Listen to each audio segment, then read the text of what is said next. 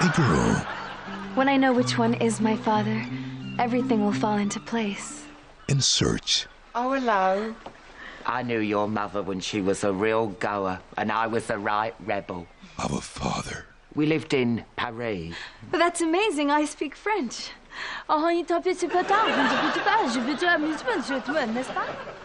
Yeah.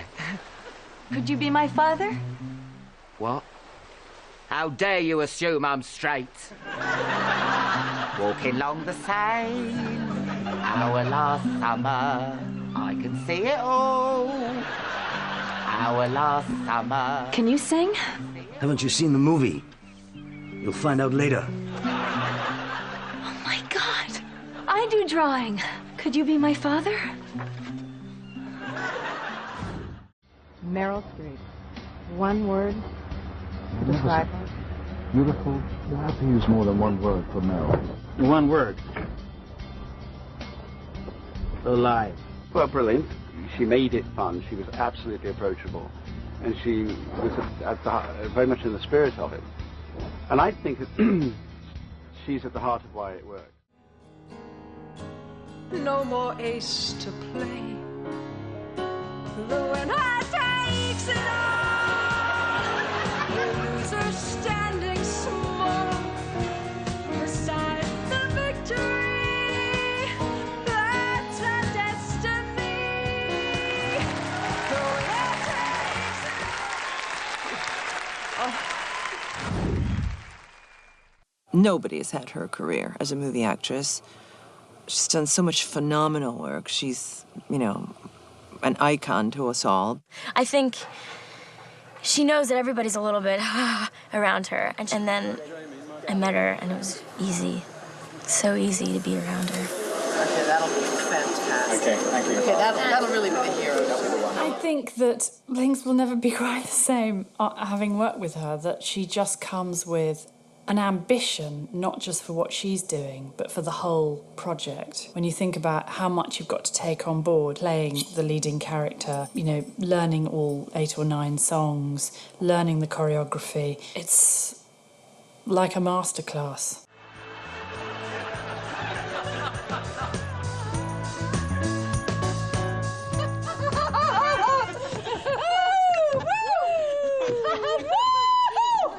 Does anybody want any more? Can't hear ya. I said, does anybody want any more? No, nobody wants any more. Yeah, that's enough then.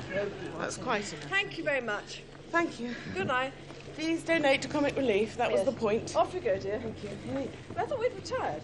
Yeah, we have retired. We have retired? Yes. I haven't retired. No, she hasn't retired. No. Available. Yeah. Work. I can't find the way out.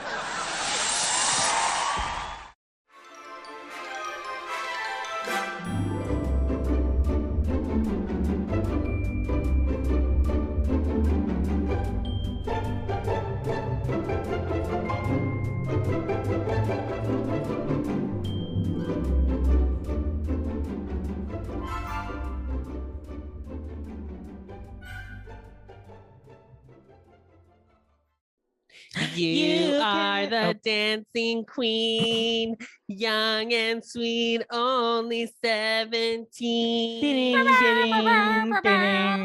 Dancing queen. I did debate whether it should be this or me just fully doing the entire The Winner Takes It All. It was those were the two options.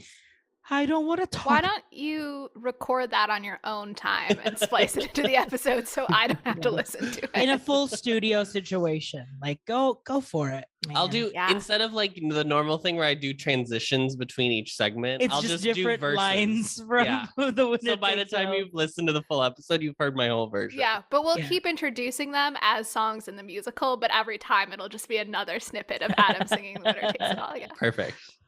Welcome back.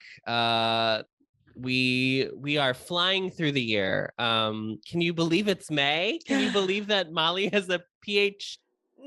Probably not quite yet. Not the beginning of May. This is May 15th. May 15th? I may have a PhD, y'all. She may in May. She may in May. I may in May. But who's to say? We won't know till the end of the month. Who's to say May in May, you know? Qu'est-ce que c'est May in May? Who to say? RJ, how are you? Oh, it's great. It's May. Sun is shining. The sun is shining. It's a beautiful 70.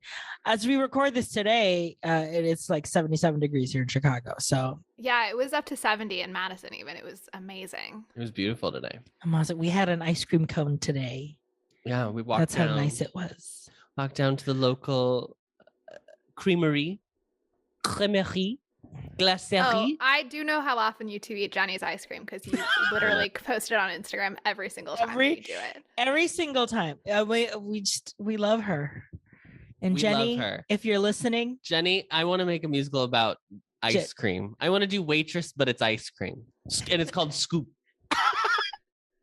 Scooper.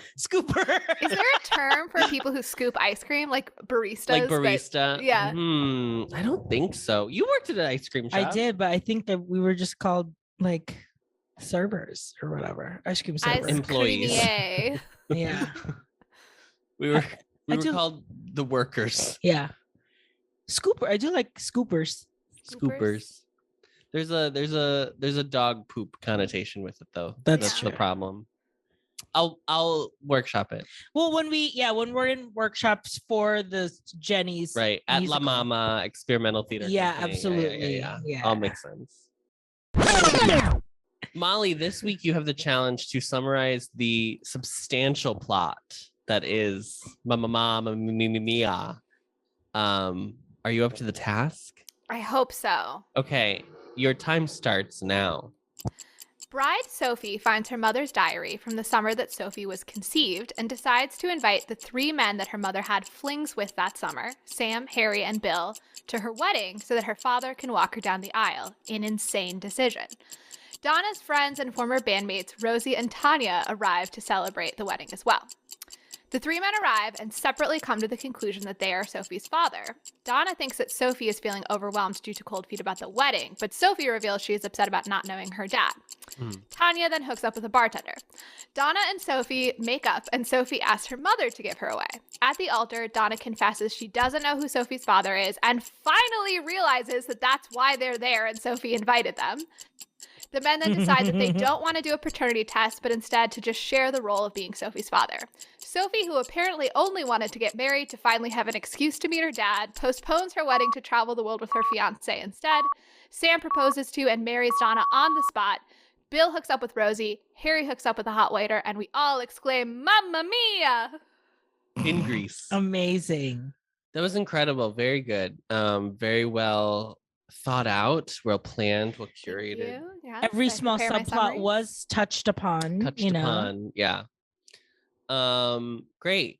RJ. We didn't even mention the original name of this episode, which was Mamma Mia, aka Mama, May I watch Mamma Mia this May?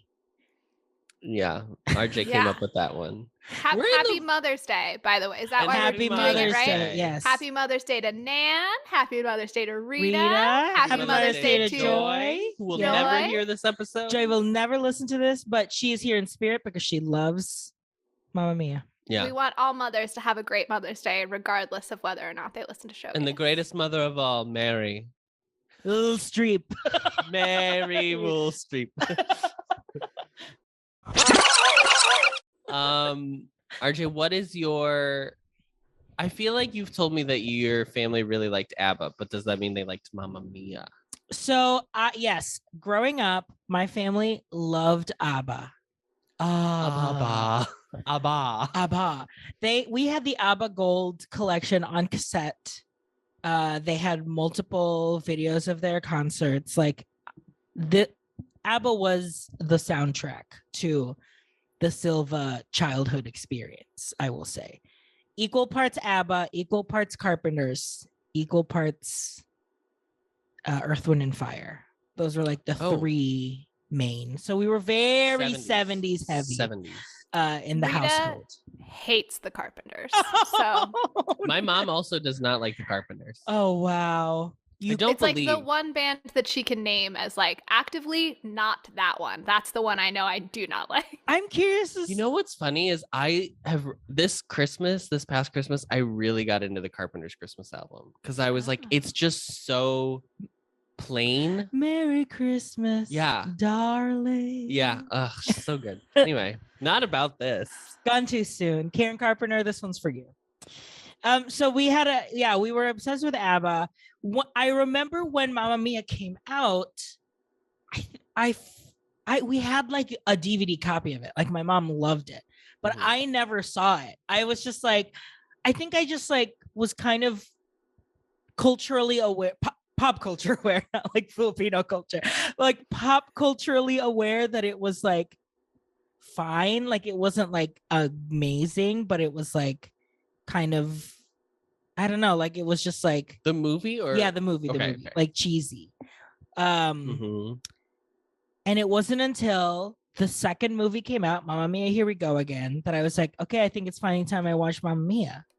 And Adam was like, okay, let's do it.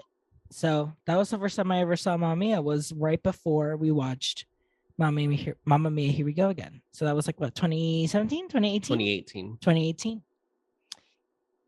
But yeah, so my breadth of knowledge is definitely more ABBA focused than Donna focused. Donna and the Dynamo focused. So what about you? What about you, Molly? You can go me, Adam, next. That's fine. So I saw a non-equity tour production of Mamma Mia when I was young. I want to say it had to be like 2003 or 4, so 12-ish. And I don't remember anything about it. I just remember that it was like, I don't even think I knew, like I didn't have that knowledge of like, it's Greece. Like I didn't get that at all. So I probably just thought it was like Italy or whatever. But I knew it was like a sunny vacation-y spot. And I knew it was music that I had never heard before because somehow I had missed ever hearing ABBA. And I thought it was fine. And I literally can't remember anything else about it other than like kind of the bare bones. Like there's a daughter and 3 dads. I think I remembered like that much. And then I saw the movie when it came out because we were in high school. And I hated it. Hated the movie. Like I would like be like, Mamma Mia is one of the worst musicals I've ever seen. That was like very my energy. It was that and 9. Those were like the two. Yeah, the two 9 was also like, very bad, but I love 9. Yeah.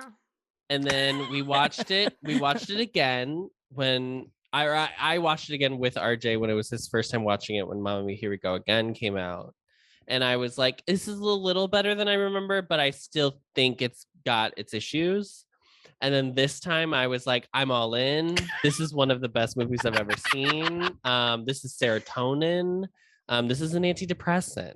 And that's important. Yeah, take two Mamma Mias in the morning. Yeah, 2 Mamma Mias and you're good to go. And you're good to go. But I mean, I still have like issue. I don't think it's like perfect, but I do think it's like aware of what it is, which it was very important to me. Molly, I have a feeling that you do not like Mamma Mia. What is your history with this property? I want to start my relationship by apologizing to the community because I know how Showgays. Important ABBA is to the gay community, which is absolutely, yes. You know, who we're serving in this podcast. I don't like ABBA. I've tried to like ABBA. I cannot like ABBA. Mm-hmm. I don't like disco. I think frankly, that's the key. I don't want to listen to any music that was produced between, I'm going to say 1954 and 1995. Anything in between that entire span. I would say that covers a lot more than disco, but yes. No, it does. But disco is right in the middle of it, too. So it's like the peak of what I'm not interested in. Yeah. So I first saw this movie in high school. Because I grew up in Minnesota. A lot of my friends had cabins. So in high school, we had like a girls' weekend where we all went to my friend's cabin together. Movie, yeah. And we went into town and we saw this movie, and all of my friends loved it, and I did not. And then they wanted to listen to the music for like the rest of the weekend, and I had to like awkwardly nod along while everybody thought like, Molly's the musical person, surely she's loving this. And I just couldn't. I just don't understand the music. And let me say this, it's not because it's meaningless. I love meaningless pop. I was a Kesha fan long before it was cool to like Kesha, okay? Absolutely. Like, love meaningless pop music. I just tonally, like musically, aesthetically, do not understand why people like this music. So I am very apathetic towards this movie as a whole.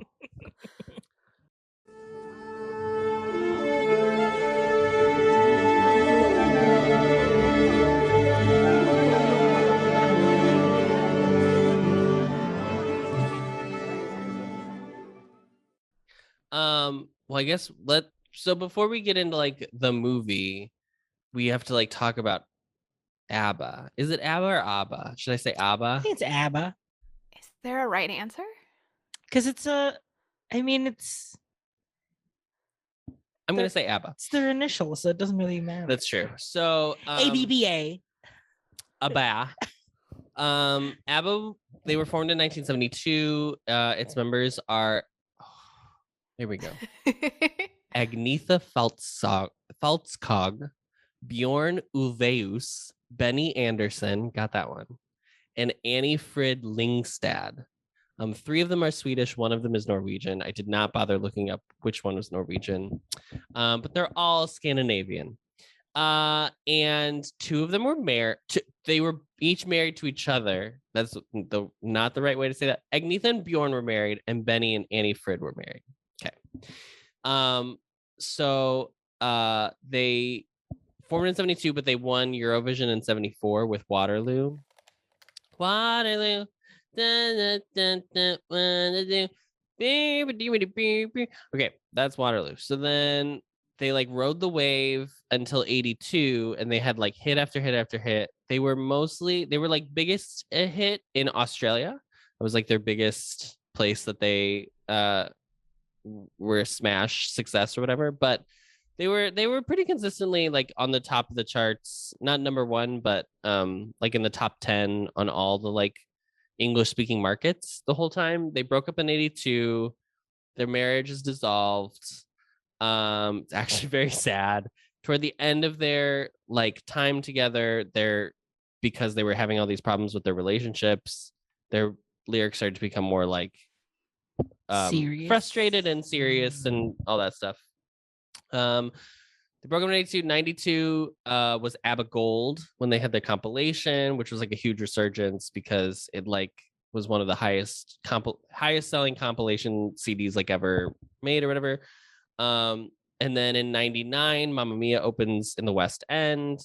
In 2008, Mamma Mia, the movie happens. Mamma Mia, Here We Go Again happens in 2018. And then after 40 years, they make in 2021, they make Voyage, which is their newest album, which came out last year. And then this year, they have like a run in London called ABBA Voyage. And it's like I don't even know how to explain it. It's like they're concerts, but they're virtual, but they're not. And they're called avatars. They are holograms that are projected into the space. So the concert is live, and that it's a live audience that all has to gather in this one particular location. But what they're watching are holograms of ABBA. Wow. Yeah, it's crazy. So that's the like quickest way I can sum up ABBA. First, just for some accolades. They apparently estimated record sales are between 150 and 385 million in the span of their time together. They were the first group from a non-English speaking country to achieve consistent success in English speaking charts, such as the UK, US, Ireland, Canada, Australia, New Zealand, South Africa, another club. They are the best-selling band originating in continental Europe, which I always forget that technically they're like the like channel I always think is like they're it's like a big island basically for the Scandinavian countries. Like I forget that Russia connects. Do you know what I mean? Does that make sense what I'm saying? I do understand what you're saying, but that's so funny because it would never occur to me to think of them as not in mainland Europe. Yeah. So it's just interesting your brain does that. I think it's also because they're so everything like about that area is so Viking heavy. So I just think of them as like a seafaring people because they were like an island, so they had to go to other places. I don't know. They again are not an island in any way, but yes. Famously not. Famously, in fact, not an island. Coastal. Sweden. Uh-huh. Yeah. Yeah. Oh, yeah. And then they joined they were inducted into the Rock and Roll Hall of Fame in 2010. They are the first and only artists to receive this recognition outside of Anglophone countries. And then in 2015, the Recording Academy added Dancing Queen to the Grammy Hall of Fame.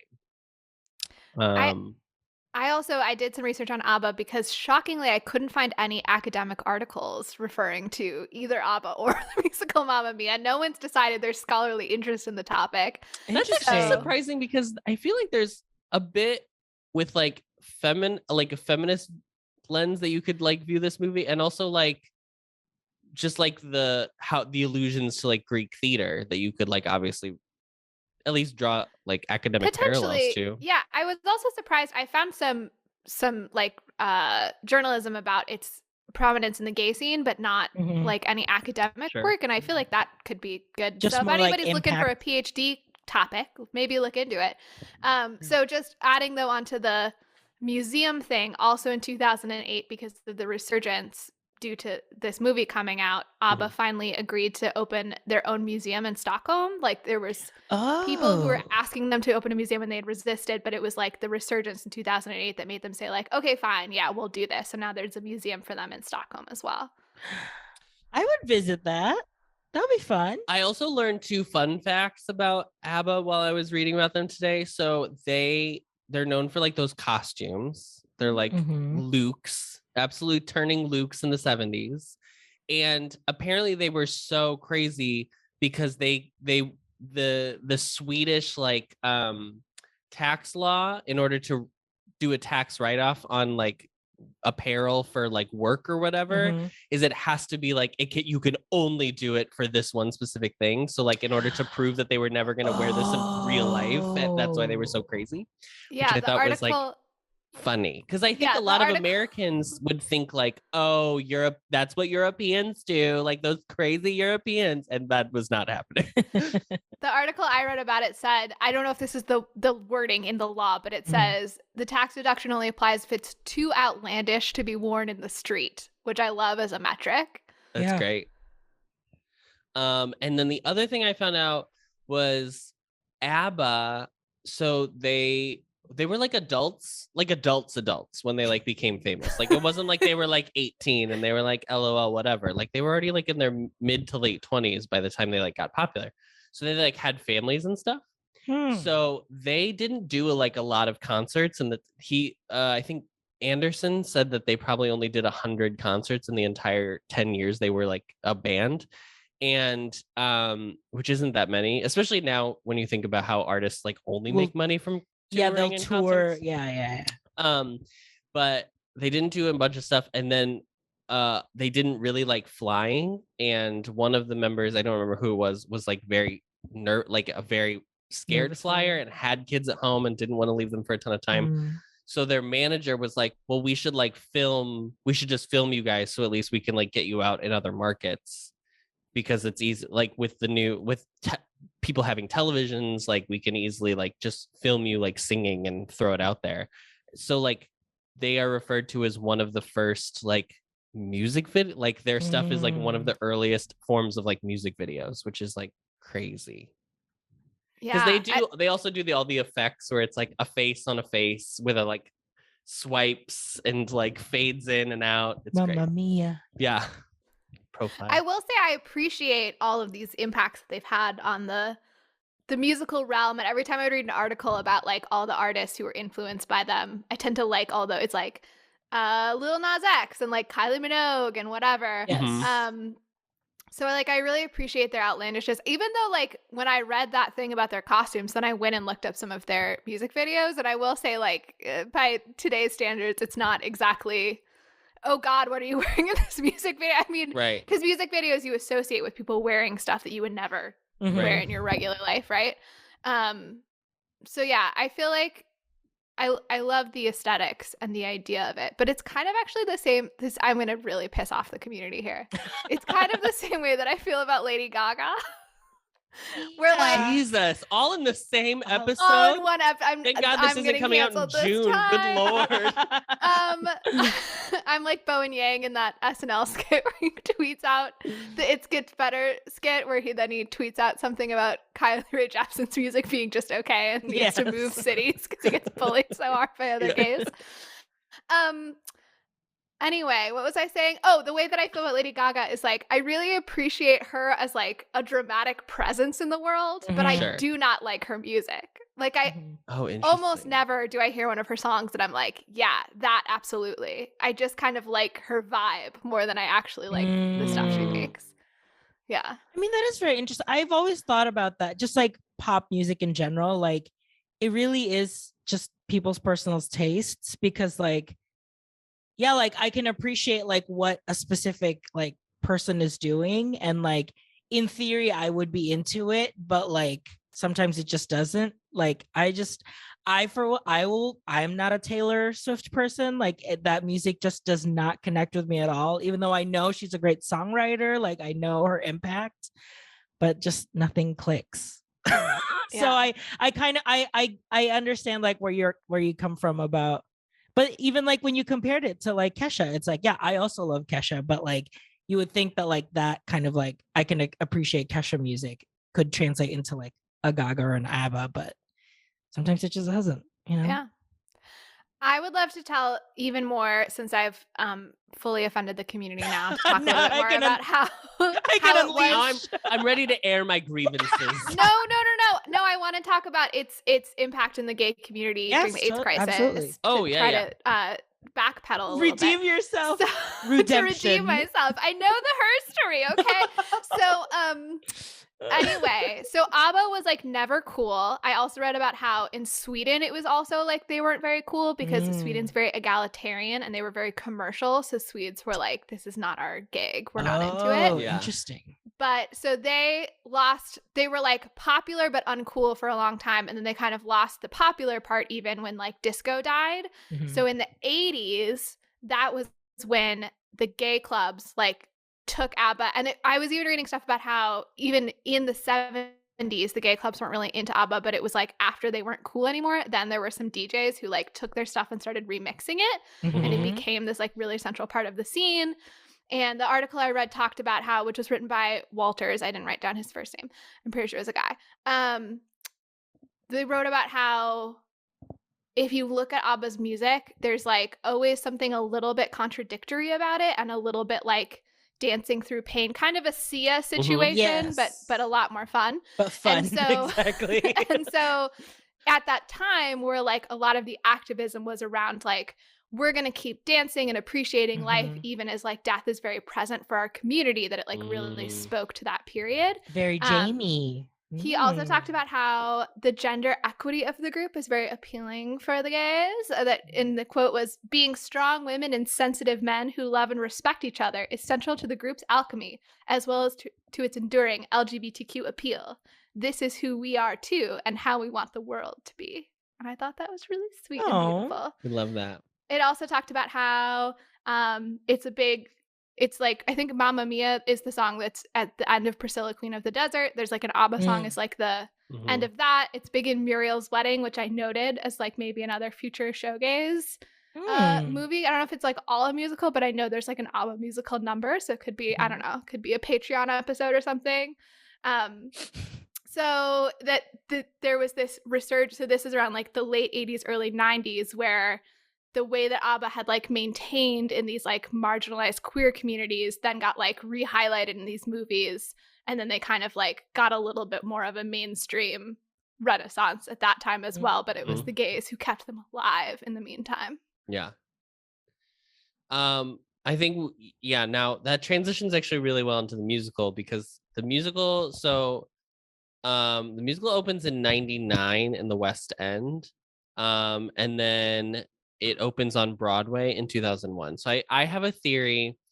This musical, which is the 9th longest running Broadway show of all time, it is still running in the West End, so it's the 6th longest running West End show of all time. Specifically about the Broadway one for America, it opened 2 weeks after 9/11. And there's something that I think this musical is very aware of, like what it is and what it's trying to do, and like it's just there to be fun. And I think there is something like I'm not a huge fan of jukebox musicals. I think they don't always work, and I think more often than not they actually don't work. But like I think this one works better than most, and I think a lot of musicals, jukebox musicals, which for those who I should have said this, but a jukebox musical is a musical in which either like all the songs are by a specific artist, and the story is like has nothing to do with the artists themselves. They just are using that artist's music to like create their own story, which is like what this is. Or like a Jersey Boys style, where it's all Jersey Boys music, but it's also about them. So it's more of like a biopic jukebox musical. Or you can do like a Moulin Rouge, where like every song is just like a popular song from the radio, and they're all just kind of covers, but there's like an original story kind of like trying to intertwine them all together. Those are like the 3 classic versions, I would say.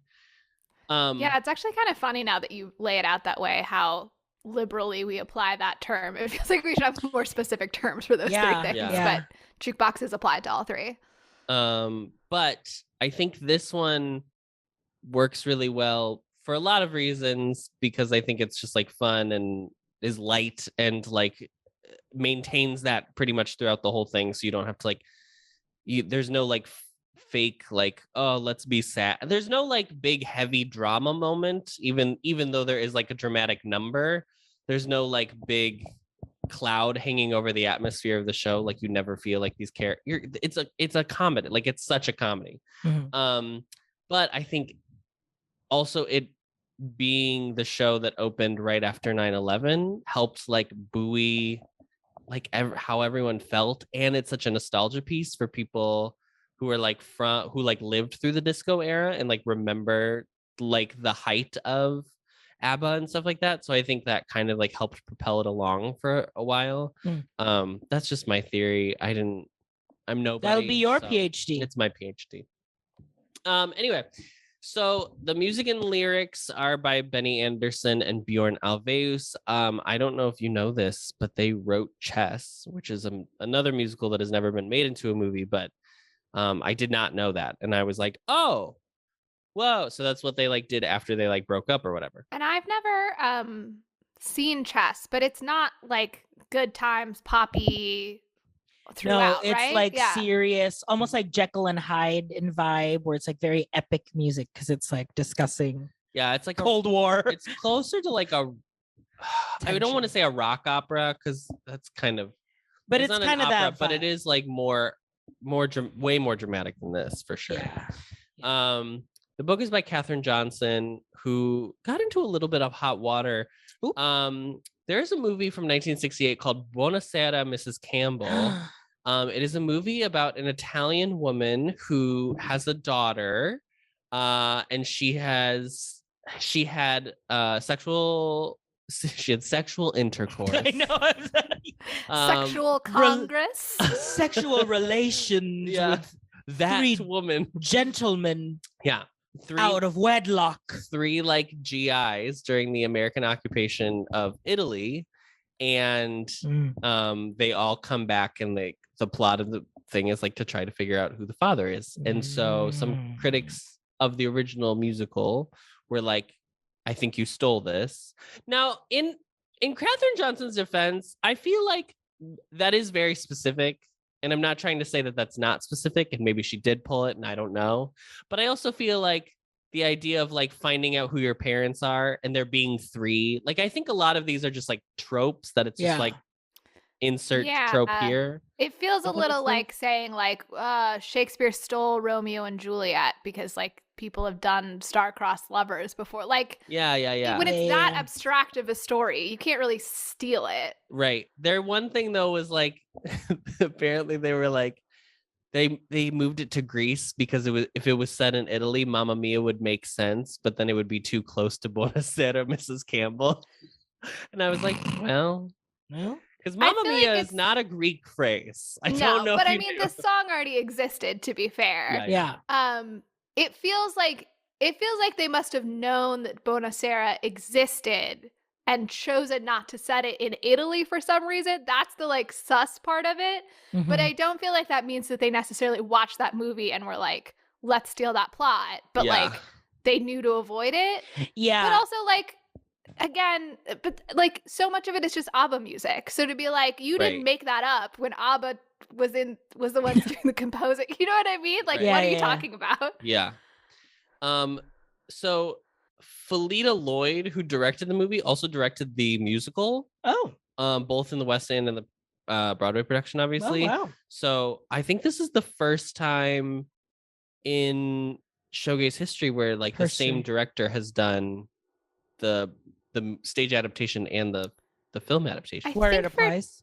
Wasn't it the same, or it was like the choreographer of the stage show directed it? The director was someone who was like involved in the stage show, from my recollection. Yeah, I think he went from choreo to director. Maybe I'll cut that part out. Maybe I will do some post edits. But I thought that was interesting, and also this is our second woman. Yes. To ever direct. 2 women, you guys. Two we women. Did wow, we it. did it. And both movies have Christine Baranski. Christine Baranski is our first alum, I think, of the show, right? Like someone who was in a previous movie. No, we've had a lot. On this run. Yeah, on this run, because we also had Christine in the first season. We had Christine and we had Julie and Meryl. Meryl was in the first season, Into the Woods. Oh yeah. But in this season, I think it is Christine. If we're not counting Alex, the So You Think You Can Dance ensemble member who has been in like 4 of the movies that we've seen. Okay, first major character. Yeah, I think that's right. I think it's Christine. Yeah. Congratulations. Congratulations, You're the Christine winner Baranski. of this week's You are challenge. the winner. We're gonna send you an award, and hopefully you'll send us a video back. You have won a tip of $5,000. Powered by Cash App. Anyway, we'll send her a plaque. So at the Tonys, this was nominated for Best Musical, Best Book, Best Performance by a Leading Actress, Best Performance by a Featured Actress, and Best Orchestrations. It did not win any of them.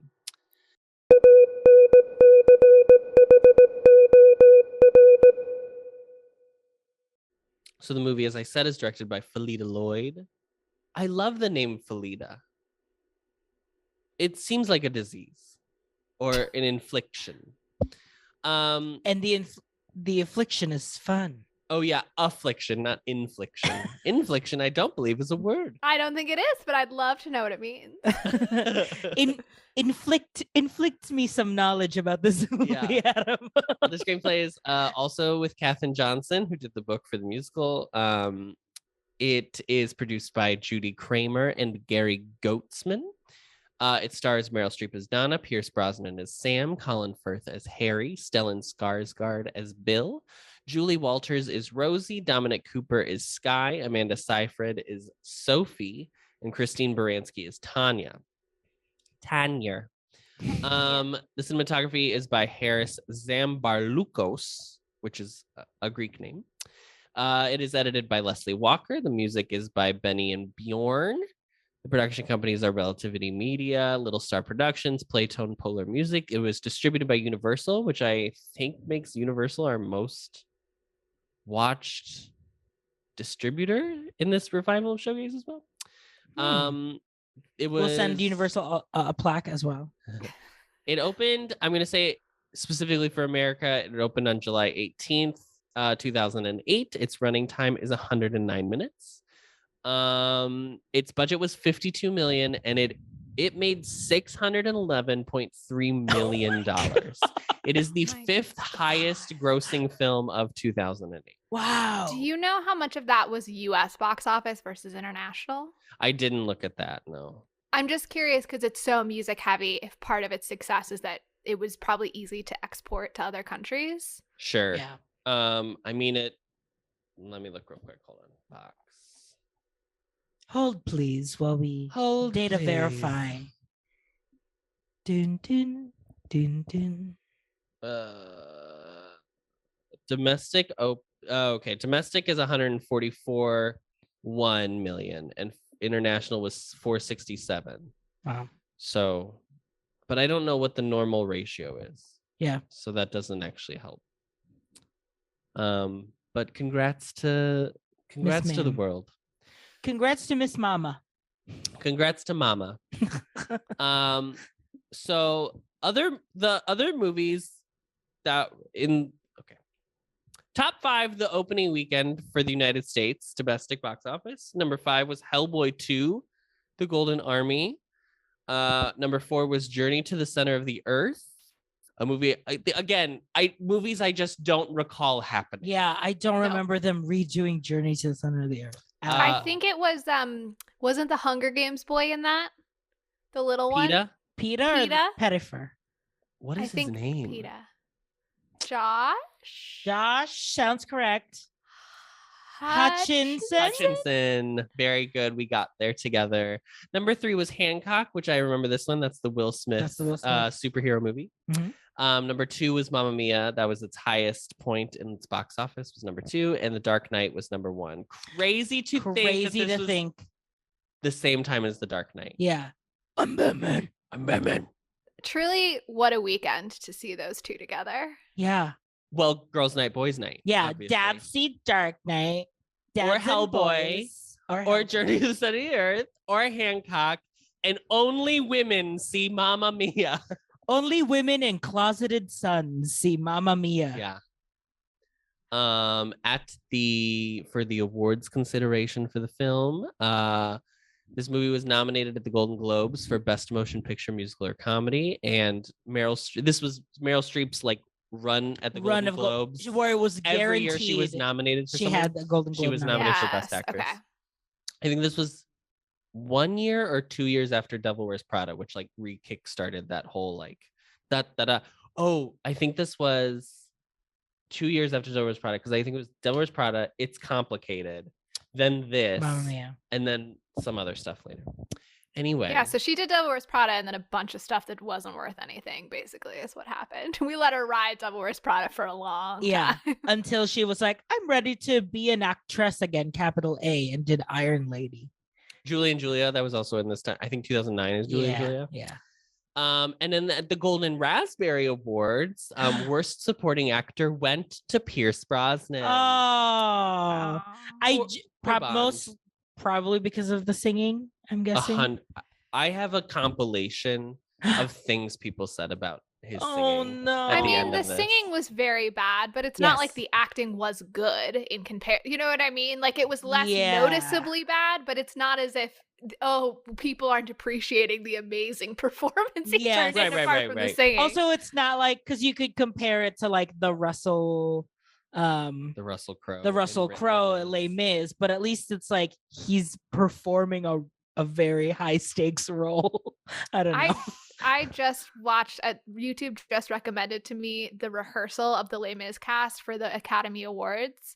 and seeing everyone else in that room like know what they're doing and then Russell Crowe and he's like desperately trying to keep in time with the music and figure out, and he's like and he's so clearly lost, and I've never felt so bad for a movie star in my life, that he's just like he's just in this room so full of competent people and knows that he cannot keep up with them. Yeah. We'll get there. So let's talk about my favorite aspect, which is casting. So Sam, who is played by Pierce Brosnan, he could have been Bill Nye. Actually, Bill Nye was considered Bill Nye. Oh, sorry. You really got to hit that extra syllable. Bill Nye. Yeah. Nighy. Bill. It was gonna be Bill Nye the Science Guy. He actually was just considered for any of the three male roles, but I added him there. The Everyman. He will play all three characters. Davy Jones and his locker. Also for Sam, Donny Osmond and Antonio Banderas. I don't. At least Donnie can sing, but I feel like there's no like 2008 star power. What's there with Donny Osmond? You know what I mean? That had to be like a rollover from some like theater person being like, he's so good in Joseph. In the filmed Joseph. Oh, that and has also, to be like is like Stellan Skarsgård is like regarded, but he's not like a star. You know, like I don't think anyone was like, I gotta see the Stellan Skarsgård joint when they went to see Mamma Mia. I don't know if any of the men were really driving the fact that in the like the way that this movie is credited, in which Stellan Skarsgård is ahead of Christine Baranski, just tells you what a wild time we were in. I noticed that too, but then the thing underneath it is the actress who played like his PA or something. So it's clearly in order of appearance. It's not in order of importance. I don't think that's true, because I think Meryl's first. We gotta look up Mamma Mia opening or closing credits. We gotta fact check this in the moment. Mama Mia. Mamma Mia. Mamma Mia. All cast. In credits order, Amanda Seyfried, Sophie, Stellan is Bill, Pierce is Sam. Oh yeah, I guess that's right. Yeah. Yeah. And yeah. Christine is last. But I felt like Meryl was first in the I guess I don't know. in the opening and like closing, like the like title card ones. I think wait. Yes, because I'm reviewing that. I'm looking at the video. So there's like they do Dancing Queen and then they like do names on top of the video, and then there's like the scroll of the credits. And I thought you were talking about the scroll, but you're talking about within I'm the talking music about the title video? cards. Yeah. Gotcha. Well, then that's unconscionable. But I think it's because this is like the pre-Christine Renaissance. Like her last thing she had done was like Chicago and not the last thing she had done, obviously, but it wasn't like she had done Chicago and she had done Grinch. And those were like in Chicago. She was the Mary reporter. Sunshine. So she's like she's seen like as like a player. Yeah. Like an ensemble player. Yeah. Yeah. Which is just weird to me. I also think if the movie was made today, she would be even higher than Julie Walters. And Julie Julie's an Academy Award nominated actress. So a dame. Go off, queen. Anyway, Tanya could have been Cher. Which is wild. Wild. Because in the sequel, she is Meryl Streep's mother. Crazy. Who is a very never named role in this movie, but she's alluded to, but she's not. Yeah. And she's I haven't seen the sequel. So it's all in flashback though, right? Or it's all a prequel to this. So she is parts are in prequel. It's both prequel and sequel. Yeah. So she is genre also bending. playing a woman old enough to be Meryl Streep's mother currently. Yes. Absolutely. Gotcha. With the face that she has. It's incredible. Yeah. Sophie could have been Mandy Moore, Amanda Bynes, Rachel McAdams, Emmy Rossum, Keira Knightley. Okay, I think I only like Rachel McAdams on that list. As for Sophie. I mean, I feel sad when I hear Amanda Bynes' name because I loved her so much as a child, and the way that her life went downhill is very, very sad to me. So it makes me wish it were her because I wish that I lived in a universe in which her star continued to rise. Yeah. Yeah. I think Mandy Moore would have been great too. Mandy Moore has the Sophie energy of like for sure. a little neurotic. When Not did neurotic, Tangled- but just like When did Tangled come out? 2010, right? Mm-hmm. And she was probably like what in her like late 20s by then? She had to be because she made Princess Diaries in like 2003, and she's probably like 23 in that. So maybe she's like 28 in this and around this time. I have no idea how old Mandy Moore is. Because I was gonna say not old to be playing the age that she is playing on This Is Us. I'll say that. Yeah. Say that. Because I was gonna say like maybe she would have been too old for Sophie, but I also am like, I think Amanda Seyfried technically was maybe too old, but just played. I mean, Amanda But I can't Seyfried tell. will always play a teenager. Yeah. It's crazy. Can we talk about how Amanda Seyfried is the most successful cast member in Mean Girls? And would you ever have guessed when you watched Mean Girls for the first time that Karen would be the most successful? I probably would have said that it was Rachel McAdams. Oh, right. You would have said it's Lindsay Lohan. That was like peak when Lindsay's career was like yeah, apex, because like, at least heading up. she was also like, I'm also a pop star. So like there were like avenues. Yeah. Yeah. But Rachel McAdams, you know, she got And her. Rachel McAdams has continued to have a career. I mean, she's not done poorly or anything. She definitely did more like she has MCU money. She's got MCU money. She got an Academy Award nomination for Spotlight. She's in an Academy Award winning film, Best Picture. Yeah. She's in But Spotlight. but I still think Amanda Seyfried is more famous than Rachel Yes. McAdams. I think so. I would She say had like at bigger this point right now in time. Yes, She had I think like that's bigger roles and bigger, Yeah. flashier movies. I think. Okay, More I really want to commercials. watch. I really want to watch The Dropout. I've heard it's great. Yeah, I'm not on Hulu right now. I got. Yeah, you're on your yeah. Hulu break. The entire movie, we just kept making Elizabeth Holmes Sophie jokes. Yeah. And then I was like, these won't play on the pod, so oh well.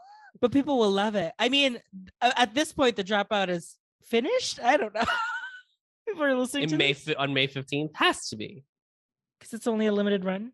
They're not just releasing it in one binge. It's a week by week. Oh, it's a week by week. I think it's a. I don't know. I'm asking you. I think Hulu does week by week. Yeah, because Handmaids was.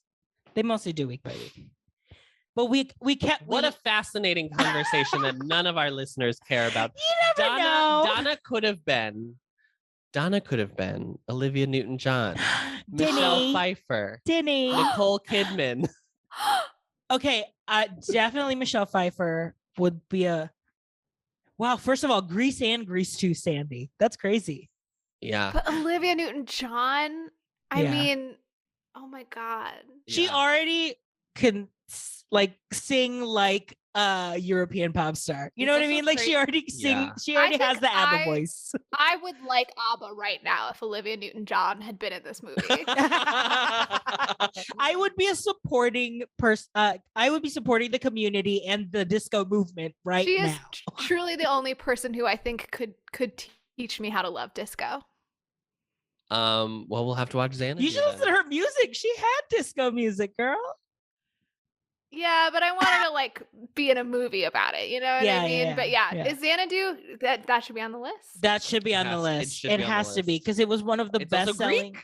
There you go. It was one of the best selling like albums from a movie, like in history, despite being lauded as a full flop, like a terrible movie. Yeah, and also like it's like very ABBA-like in that it's like popular but very uncool. Yeah. There's something interesting about disco and being wildly popular and wildly uncool at the same time. It almost feels like maybe we should have left disco to like as after it died, it's like just give disco to the gays. Well, okay, first of all, I need to address something. Disco didn't die, disco was killed. Disco was killed. Let's be very clear. By Ronald Reagan. Well. And Nancy Reagan. Well, throat goat herself, Nancy Reagan. Read Rita, close your ears. I've never heard that term before. I'm sure you didn't just make it up, but oh my god. Do you know why? Do you know why? I know what you're referring to in terms of the story about her, but I've never heard. I won't even repeat it. I've never heard that all I'm term going to used say, before. To for those who have describe a no person. idea, is that Nancy Reagan, while she was a star in Hollywood, supposedly was very good at performing certain service skills. on men. Congrats to her. It was Marlon Brando and Jesus. Marlon Brando and Nancy Reagan. Just every Hollywood's it couple. And then Rosie, this one's weird. Rosie could have been Dawn French, who you probably don't know. She's a British actress. She's a comedian. She is most famously, I think her biggest movie is probably Harry Potter and the Prisoner of Azkaban, where she replaced the original fat lady portrait. So she's the one who's like, oh, double my voice. But she was like originally cast in the role. And then she can't really sing that well, I guess. And just started playing an opera singer. But they were like, oh, we're gonna make Rosie super fat, and her whole thing is she's gonna eat. And she was like, I don't know. This isn't for me. And then she like later wrote like a memoir, and she was like, she said she only wanted to do the movie. She doesn't like ABBA. She was like, I only wanted to do it because Meryl Streep was in it, which is the same thing Pierce Brosnan said. Wow. Well, good for this actress to be like, I don't want to do that because I don't like that where you're taking this character. Yeah, she was in The Vicar of Dibley for those who are British TV fans, and I guess also Absolutely Fabulous. So Ab Fab. She's an Ab Fab alum. That's it. That'll get the gays. All right, that's all the background I have. We're an hour in. Let's get into it. Oh my god, we're an hour in.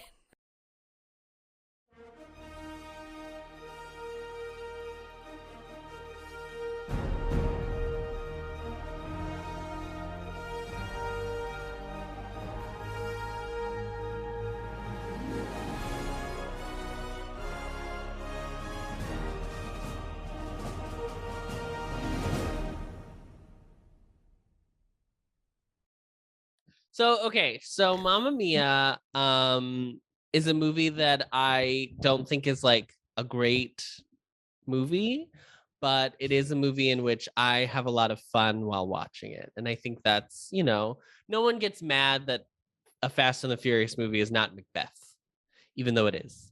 No one gets mad at that. And I think this movie is like very aware of what it is, what it's giving, what it's supposed to do. And I think that's fine. I think some of the backlash was because at this point Meryl Streep was like, oh, she's a prestige actress, which is funny because like through the early 2000s there were like she was in like a series of unfortunate events, so like she was collecting checks, she was I think that The Devil Wears Prada kind of like gave her so much gravitas, even though it's like not a serious role, but she like plays this character who's very respected, and it was a very it's a great movie. So like I think maybe that put her into the diva category for people, and then they were like, so therefore all your performances have to be like diva level, iconic. Yeah. So I think that we have to start this conversation with this movie about Mamma Mia talking about Meryl Streep, because I think she is the main character, even though this movie starts off and you are led to believe that it is Sophie. It is actually, I would say, Donna is the main character of this film. And yeah, they both have dramatic turns though. I mean, they both changed, so they could both be considered. That's true. They're both the protagonists. I think Donna gets a bigger turn. Like she has a higher high and a lower low than like Sophie gets. So I think it's a little bit more. That's in that, and that's just subjective. That's not like... But Sophie also takes more action because she invites the men to the wedding. Sophie is the inciting incident. And then she also changes her mind about not getting married at all, but whether she should get married right now. I can't even talk. That is so. Listen, this plot is paper thin, like tissue paper thin. Yeah, like, Kleenex one ply. Right, Scott toilet paper. Yeah. Which I mean, Donna's real turn is just getting married. Like it's not like Donna's turn is like settling in, substantive and significant in a way that Sophie's isn't. Like, you know? Yeah. Because they throw in a lot of like complications in the plot, just I feel like to messy it up and muddy up the miscommunication between her, her between the mom and the daughter, just to kind of like, oh, will they finally see eye to eye or whatever? But I feel like it, I don't know. It just, I'm not very. It wasn't where what am I trying to say? The final destination was not like why I was hooked into it. It was like, I guess, like seeing the journey for me. I don't know. I lost steam there, but I was just trying to. It's such a complicated journey. It's so complicated. The real Mamma Mia was the friends we made along the was the mamas we met all along. The journey begins with a single Mamma Mia. Two Mamma Mias, and I took the one less traveled by, you know. And that made all the difference. There were two Mamma Mias on the sand. There were two Mias in a road, and I took the one less Mama.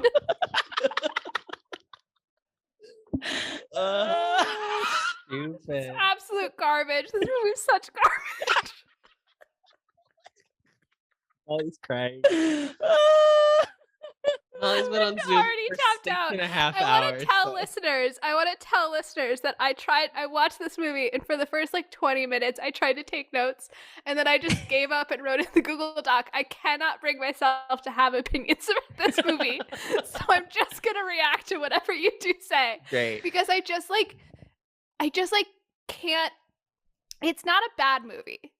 I would rather watch this than either Dear Evan Hansen or Annie. Any day. Annie 2014. Let me be clear. 2014. But like, I just I can't engage with it. Here's the real question. Would you watch this or Christmas in the Square? Christmas in the Square.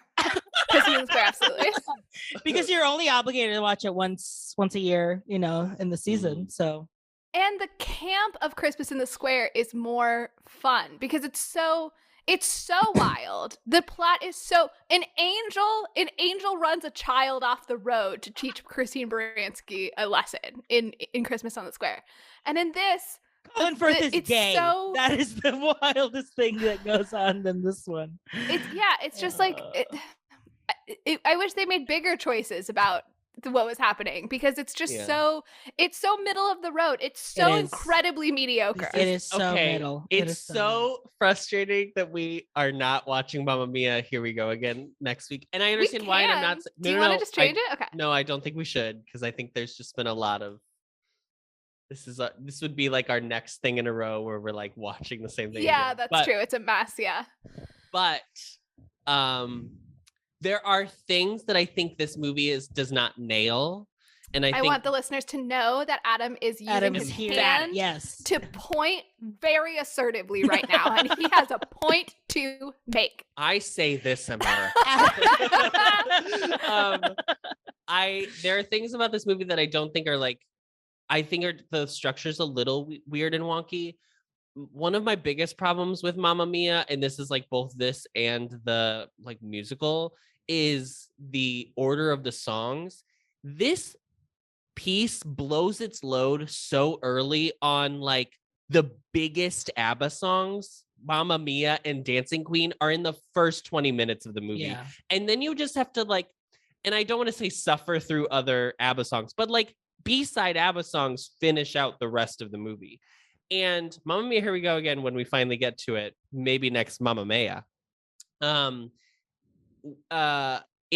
It like they place them all in a much better like formatted they even it out way. Yeah.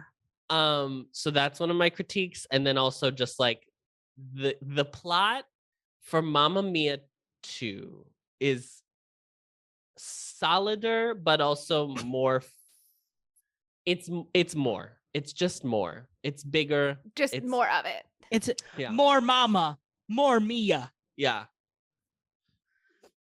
Anyway, right. so back to All right, okay, Meryl. We've taken a little detour, but I would say I really like Meryl Streep's performance in this. I genuinely don't have any notes for her performance. I think she is like she is one of the few people that I think can like do really genuinely like dramatic work, but also like give you these like kind of like natural, fun and natural and like having a good time things where like we just watched Kristen Stewart in Spencer. And let's talk about a movie in which she has tears in her eyes the entire time. And I understand that that's what they're going for, but it is exhausting watching someone at that level of like on the verge of a nervous breakdown. I'm like, I feel unhinged.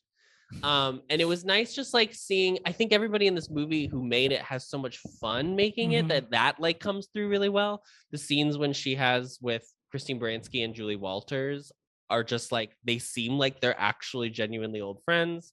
Supposedly everybody was drunk while they were making this movie. That's like, I could definitely feel that. That's why everyone came back to do the sequel, because they were like, great, I get to spend 6 weeks in Greece and get drunk. There are pictures of like their shoot in this movie. It's like Christine Baranski and Dominic Cooper like drunk as fuck circulating in the internet. It's very fun. In the internet, everyone. It's you deep have to inside. go You really gotta look inside. inside. Deep dark web. But I know it's like crazy. I don't know.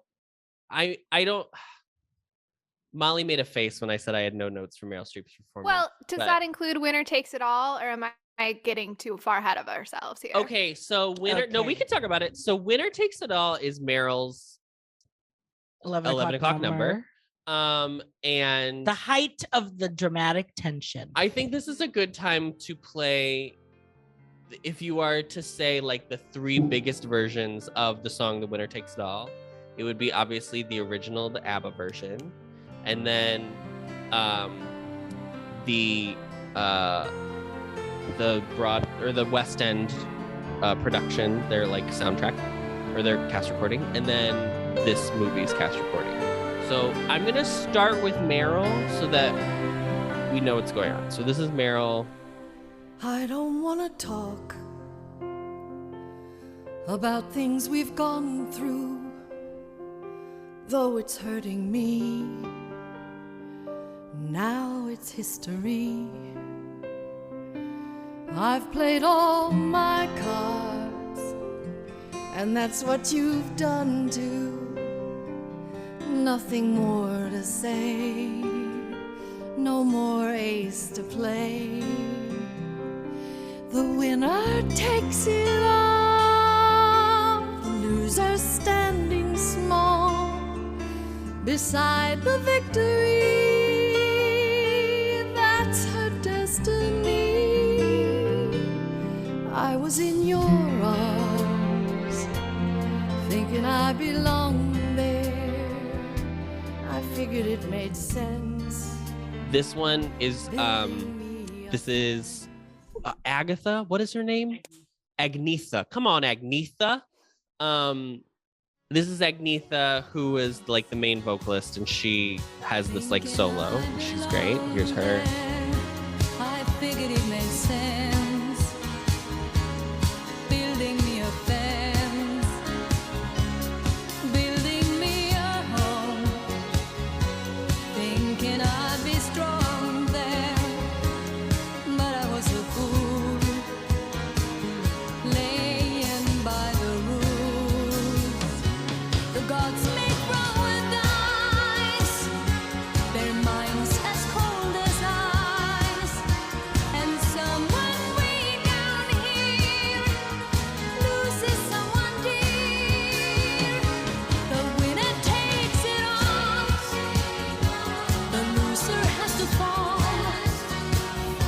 It's simple and it's plain. Why should I complain? But tell me, But then does she care? the stage production, this is the like belted, blow the roof off the place, very 11 o'clock number that you know and love. So this is the London cast recording. 'Cause it makes me feel sad, and I understand. You've come to shake my hand. I apologize if it makes you feel bad, seeing me so tense, no self-confidence. But you see, the winner takes it all.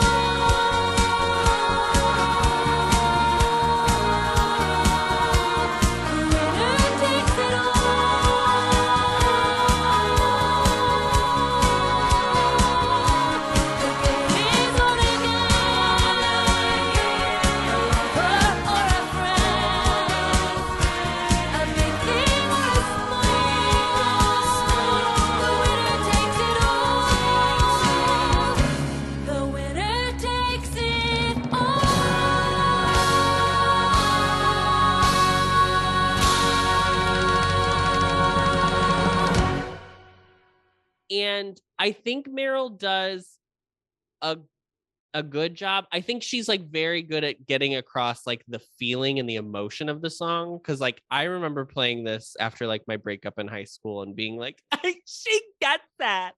But I do wish it was like bigger, especially with these like camera sweeps of like the beautiful like Grecian coast behind them and like all this stuff, but she's doing it so small that I wish they had like either she had matched the visuals or the visuals had matched her performance. Yeah, because something seems off about it. Yeah, I was gonna say the visuals seem like mismatched between her and what they're showing and how they're sweeping. And I mean, obviously, when you're on stage, it's just focused on one spot. She is parked and barked to sing this one song. Right. But like with this one, the camera was moving so much. You could see the waves crashing behind her. Yeah. And it just kind of felt like there were moments where her and Pierce Brosnan just kind of like were standing there. Like it didn't feel like it was like heightened enough that like she's trying to get to her. Like, I don't want to talk. There were moments when they were just standing there. No, because just like, standing there is how I would describe the entire number. I meant just like that thing of like when clearly your acting partner is like giving like the dramatic monologue and you're just like trying to like look away and like like trying to like activate it, but like the purpose of this is just being sung at. And I felt like Pierce that this number was approximately 10 minutes long. Yeah. Yeah. And they stood for the entire song. Yeah. And it's unconscionable. This is one of the things where like I appreciate that they had the same director direct this film who directed the like stage version. Like I think that's cool. But I think this is like one of the times where it doesn't like this should have been more cinematic, and like it half is by just using like camera movements, but like what they're really doing is just singing to each other on stage. Like it's just a filmed pro shot version of, you know what I mean? And don't you also think, I mean, I don't think Meryl Streep is bad at singing, but she is not a musical performer. And I feel like if, for example, Olivia Newton-John were doing this number, it might have been interesting to watch her park and bark it. I mean, not that you shouldn't also explore other options, but I think to me, the problem with Meryl Streep in this movie, because my job is to come for the dames on this podcast and say you actually didn't do a good enough job, is that she doesn't know how to like make a musical performance interesting to watch. She knows how to act in a way that's interesting, and she knows how to sing competently, but she doesn't know how to like perform. She would do poorly on Drag Race. She would not be a good lip syncer. Yeah. Right. You know? Yeah. Yeah, it almost feels though that like they missed an opportunity to use where they're at in regards to like they wait until the last line of the song to show her run up that long ass whatever cliff that they're having this wedding at. That I was like, you could have been I don't know, like Walking and Moving. You could have paced this But better. you two are Streep apologists. You keep framing it around how the camera moved and what the director chose to do. And I'm telling you, grip, it is Meryl's fault. You know, the key grip really, I think craft The services best boy. that day was just so bad that If only the sound mixing were fixed, then this whole movie would be good. It's just, she just isn't a great musical performer, and that's fine. She's great at other things. I agree. What I'm trying to say is that like the like all the other songs like have movement, and like the songs are moving. They're in different places, blah blah blah. And this one, they did try to do the park and bark, but I don't think it works because I don't know. It's just a different. I think the other thing too is like this is the only ballad in this whole fucking movie, and it's given to her. And every other song in this movie is like fun. And like just go for or it. vibes. So like Funner her like, you know, her and Sophie just like reminiscing. Yeah, I guess Slipping Through My Fingers is also a ballad, but that one's mostly that's mostly voiceover actually. But this one I feel like she just she doesn't meet it where it needs to be. I think the whole thing is kind of messy. I don't know why in the musical she's like in her bedroom. He like comes in and they're talking in like her room or something, and she's like folding clothes, and then she like sings to him, and then halfway through he like storms off and leaves, and then she like finishes the rest of the song. Excuse me, I apologize. But and I think that I don't know, there's something I agree that it is Meryl, but I do think like it is staged wrong. I think it's wrong the way that they have structured this song in this movie. Is like something about it doesn't match for me either. It also like Slipping Through My Fingers ends and Sophie's ready for the wedding, and then they walk up, and then Pierce Brosnan comes out of nowhere and it's like, no, I should give her away, blah blah blah. And it's literally like 3 or 4 lines before she gets into the song, which I think in the stage adaptation there's a little bit more beef in like why Pierce Brosnan, why that character is like trying to assert themselves back into like the family, right? Which is again still kind of loose as to like why was Meryl like so offended by that idea. Well, let's talk about feminism. Wow, finally, Adam, you. So I think that there are things that this movie does really well, and I will stand up for. I really like that this movie, this show in general, does not deal with Donna's promiscuity in any negative light. There are no jokes. There are no like mean jokes about it. I think there's like one. There's a scene that acknowledges it where she calls herself a slut in judgment, and then her friends are like, whoa, you sound like your mom. So there's like an acknowledgement that idea exists in the world, but it's immediately dismissed by the characters. Yes, that it's like this is what is prescribed to you because of how you may have done it. The conflict of the movie is not about Sophie shaming her mother for not knowing who her fathers are, which I think is great. She's so excited.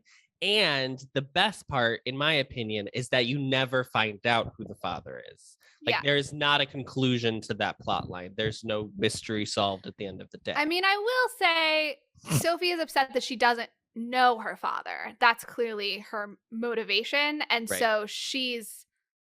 That it didn't come quickly to her, that because she kept being like, I will just know when I see his face.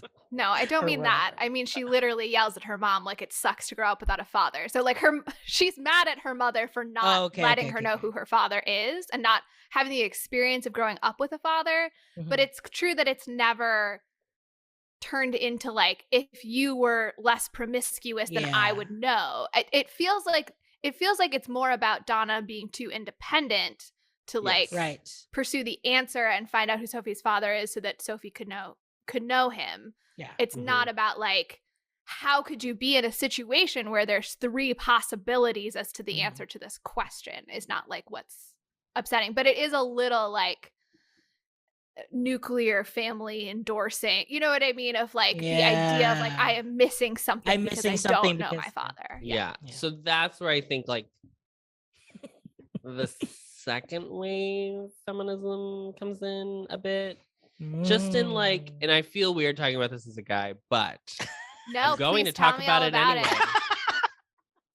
Molly, I don't know if you know this, but as a woman, so there are just like, there are things where it feels like Meryl is very like big girl boss energy.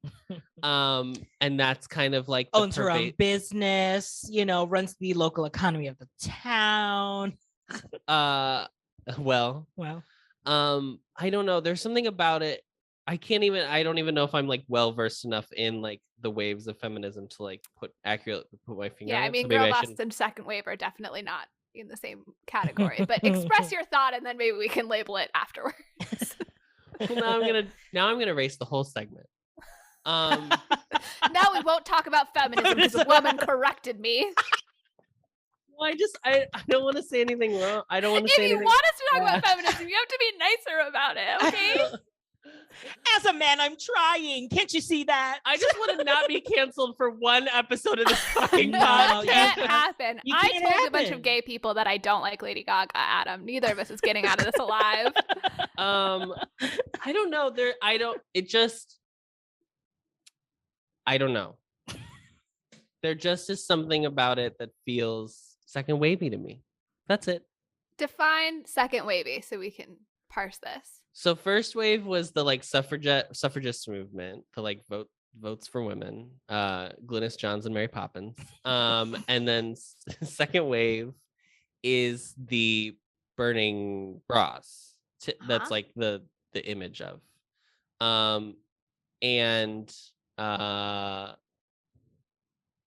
They were, when the third wave came out in the 90s, that when it was released. Yep. Right. That wave the of new feminism, season of feminism came out. Love her new haircut. Third wave incorporated intersectionality. Uh-huh. Correct. I don't know. Wow, Adam's really put And on the ringer here. I'm trying to figure out like what about Meryl Streep's character to you reminds you of second wave feminism.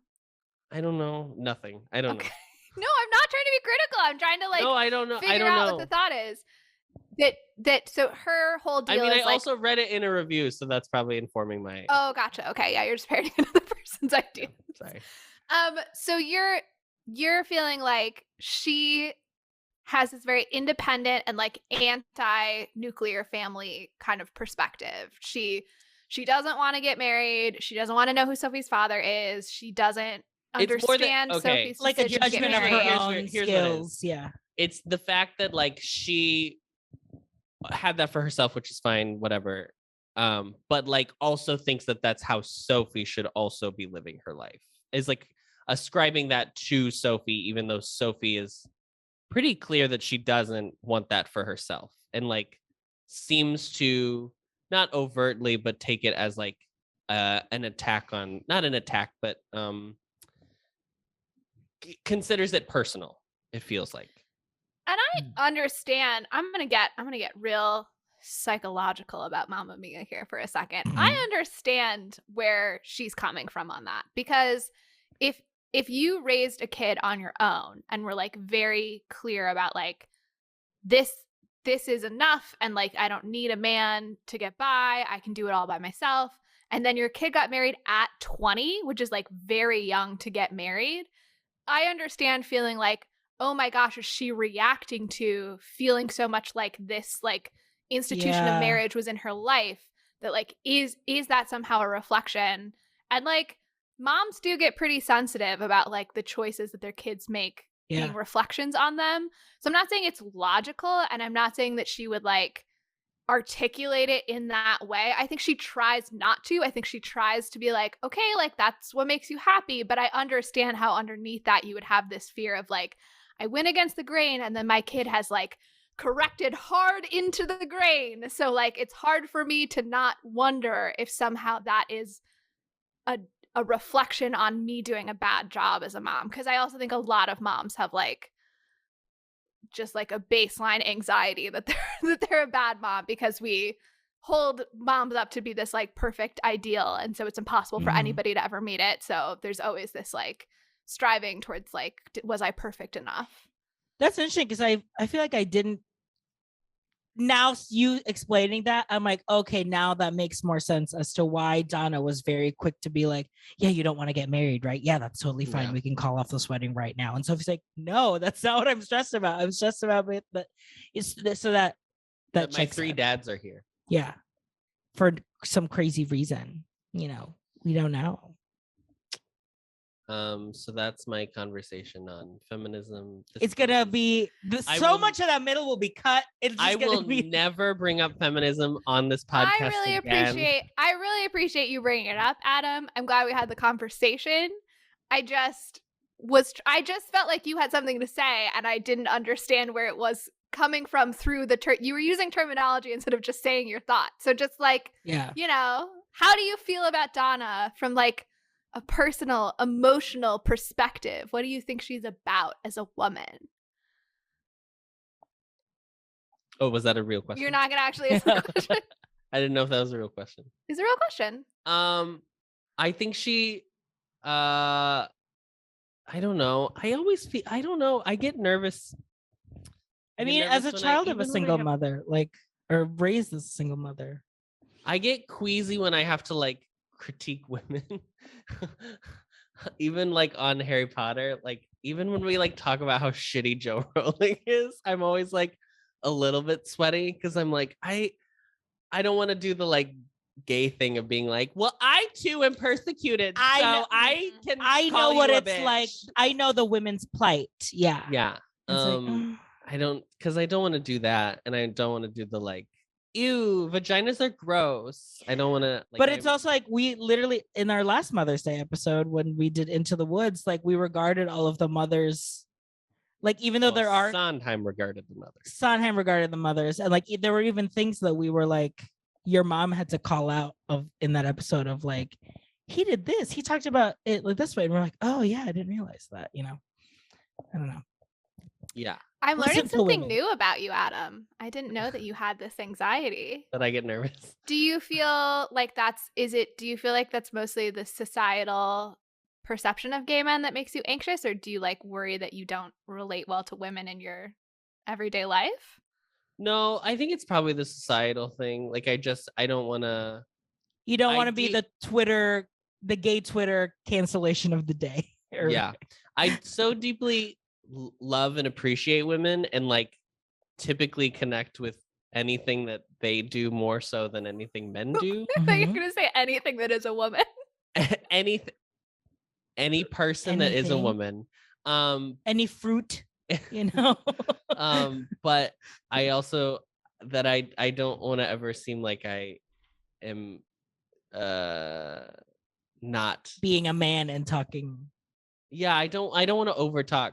It's very strange being like a guy in a fandom that is like completely dominated by women, which is like super cool in some regards, but also like I get very nervous when I talk about things in the fandom because I've already like been called out as being like a man. Like I don't know. Sometimes it feels weird sometimes. But anyway, that has nothing to do with BTS. BTS. Mm-hmm.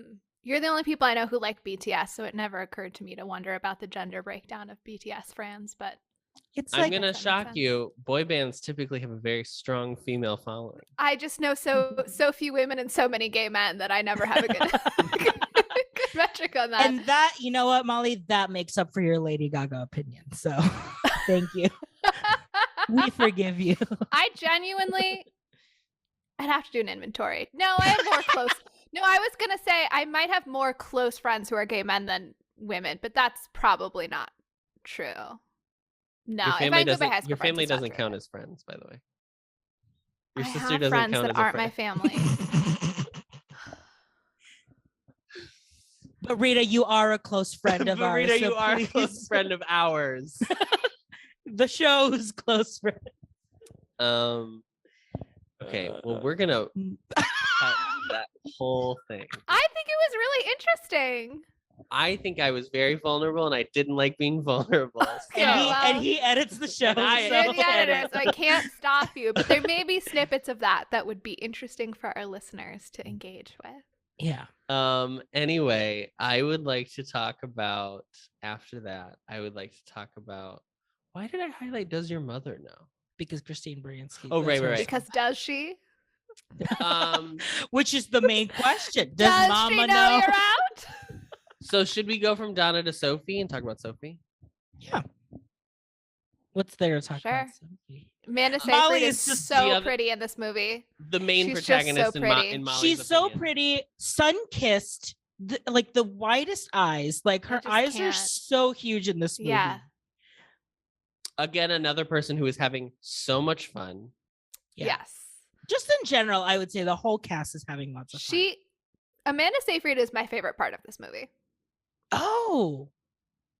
I was really concerned, actually. I was like, I don't know if Molly will like her but then Adam told me was like, Amanda Seyfried is performing like a perfect 20-year-old. Like it's so frantic, so messy. That is like, when she makes, I was like, oh, okay. RJ was like criticizing her decisions she was making as a character, and I was like, she's 20. And I was like, yeah, that's exactly what she would be doing.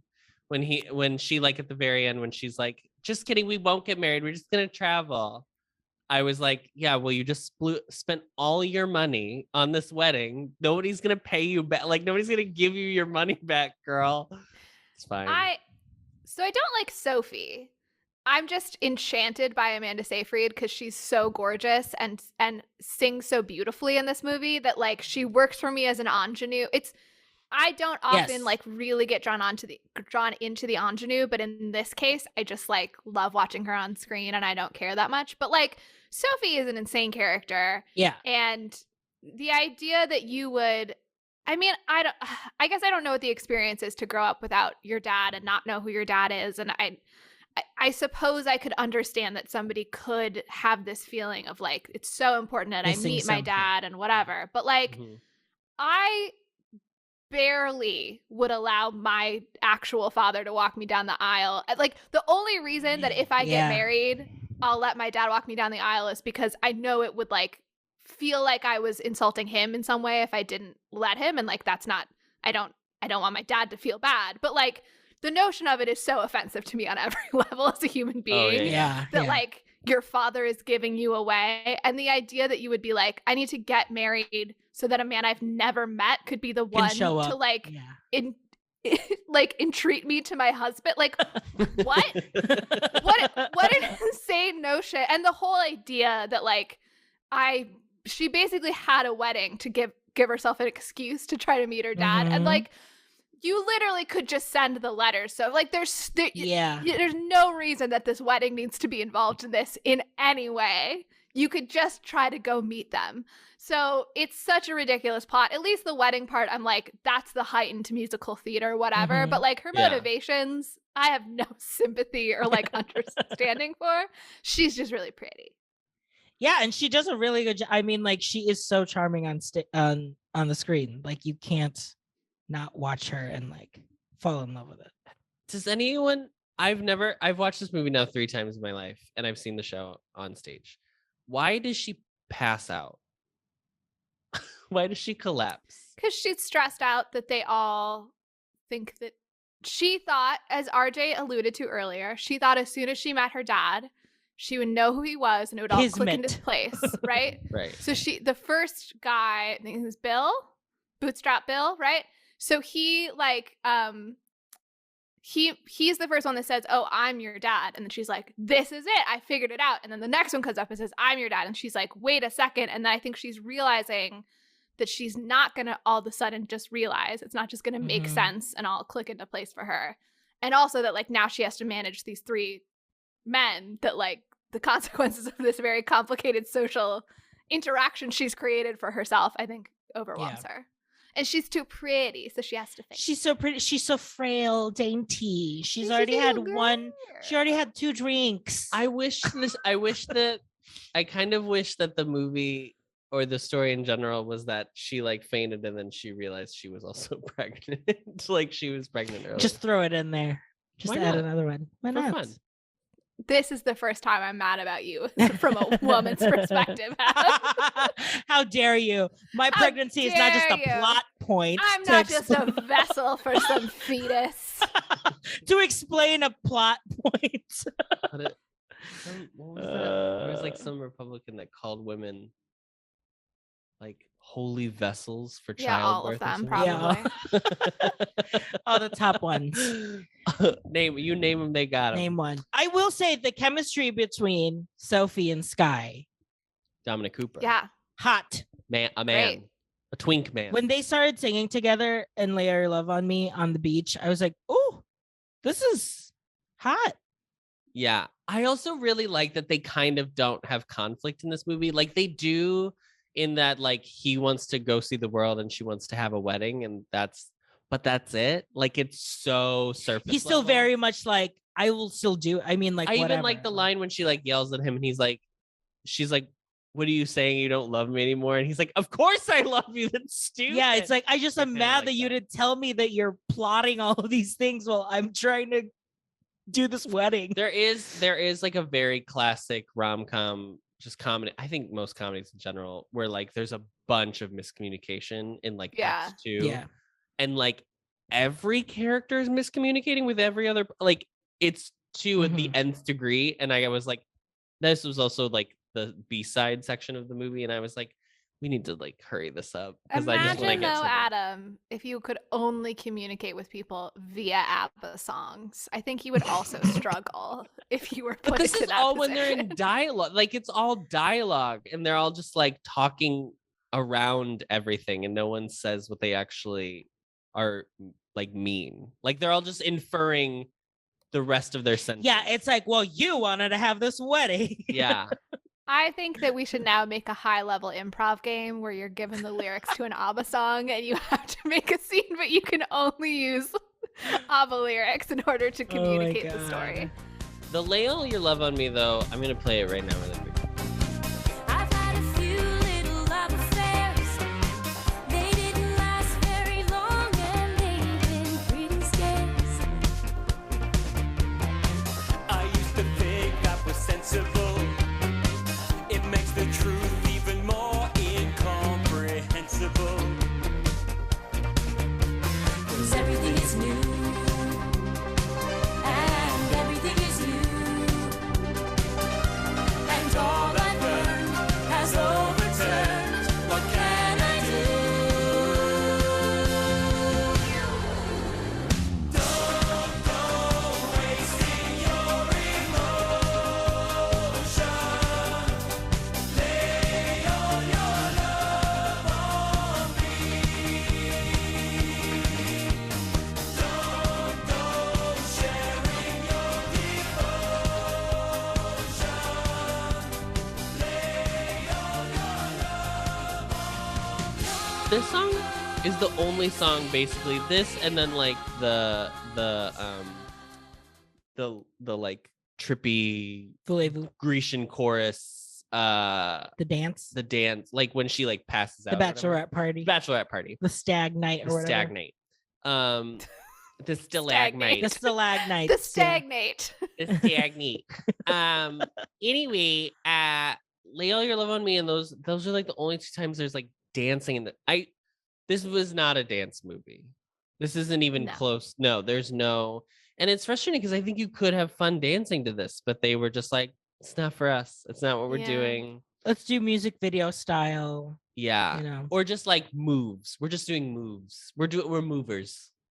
We're not dancers, we're movers. That's a bummer. They're not particularly singers. They're not particularly dancers. It's just, I mean, the reason I don't like the movie is that I don't like ABBA. And the whole movie is about the music. So if you don't like the music, there's no way that you're going to like it. But like, I don't think that they did anything particularly interesting with the music. And I hate the decision to have some of the music be diegetic. And the whole plot line that like Donna has a band and sometimes they're actually doing numbers. Yeah. Horrible. That is like, I disagree wholeheartedly. okay, well, that one they've kept obviously from the original.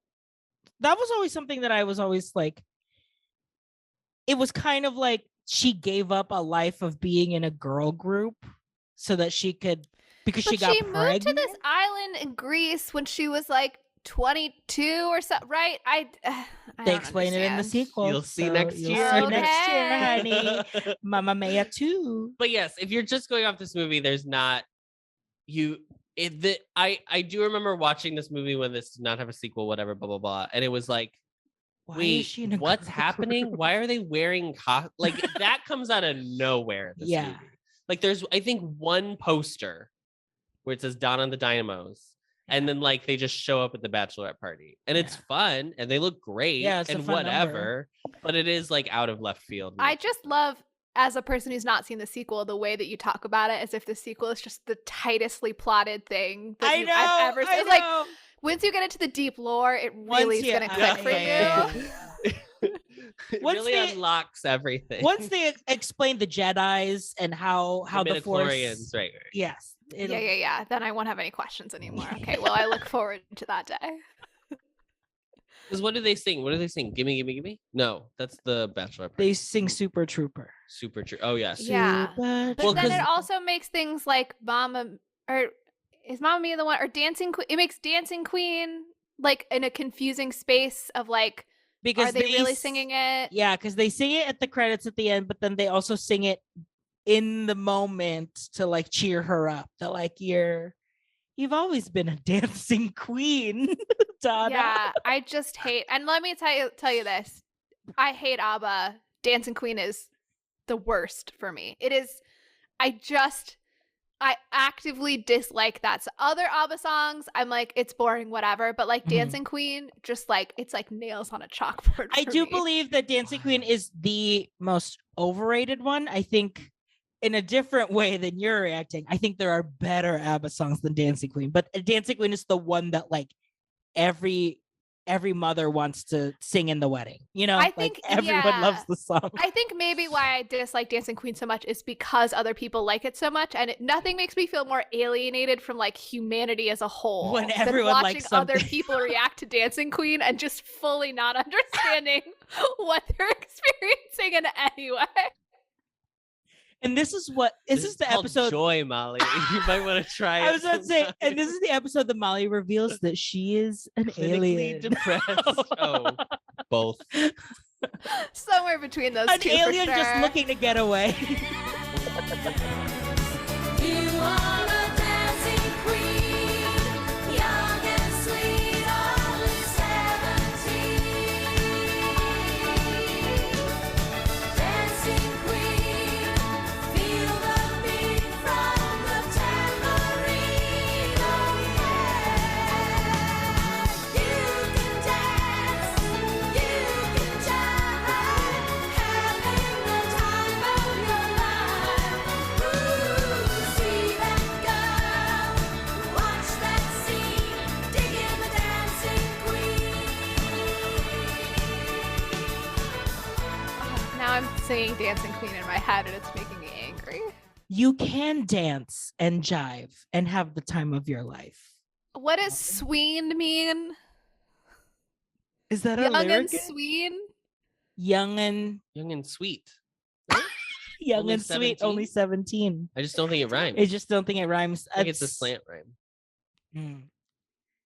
Adam, please explain to us what a slant. Excuse me, I'm looking up the lyrics to Dancing Queen. Young and seen? I've they're always seeing sung her? sweet. See, that's the thing. Everyone loves the song, but if you ask like what is the official lyrics, people are like all misheard. I guess it is You're a sweet. teaser, you turn them on. At least sweet is the word, but they definitely sing it like sween to make it rhyme with 17. Young and sweet, all is I just don't think they enunciate the T. I don't think they have T's in sweet, young and Swedish. sweet. No, they definitely do an N. There's Young an and- N in there somewhere. Young and Swede. Only 7 tweed. This is the clip that I'm posting on socials. Just us figuring out if it's Lyrics of Swede or a song that sweet. literally everybody on earth has no one has ever questioned until right now. You needed me from my alien perspective to say, Yeah. what is this about? Adam the feminist, Molly the alien. Absolutely. But there is like this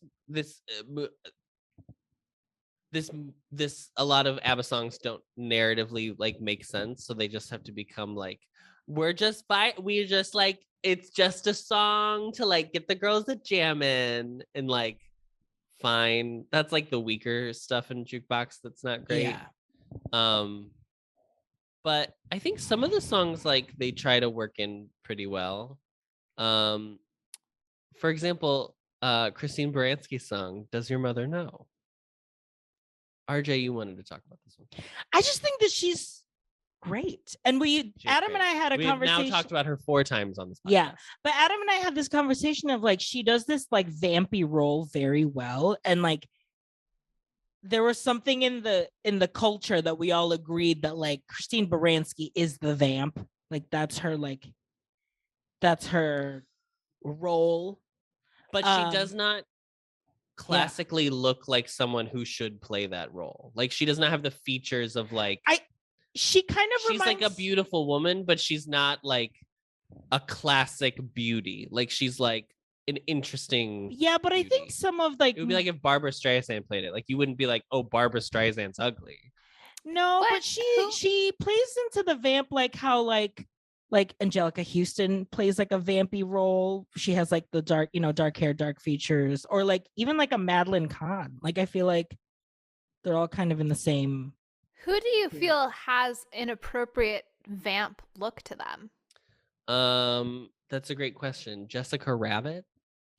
Okay. Any I think that's why non-animated example? That is literally Adam's like the woman who wait, what is her fucking name? This is gonna make me mad when I see it. The one who voices Jessica Rabbit? Yeah. the person who Kathleen drew Jessica Turner. Rabbit. Kathleen Turner. Yeah. Famous fan. Hello all. It's great. Yeah, I just feel like I do get that from Christine though, but it is interesting that we've kind of like put her in that. I think it's like her pointed features. She's got like a very strong face. I don't know. To me, she's very classically attractive and very like kind of hyper feminine attractive. So like I just don't agree. I just think I don't think there's anything hyper. I think she's very beautiful. I don't think she's like got like big tits and a big ass and is like.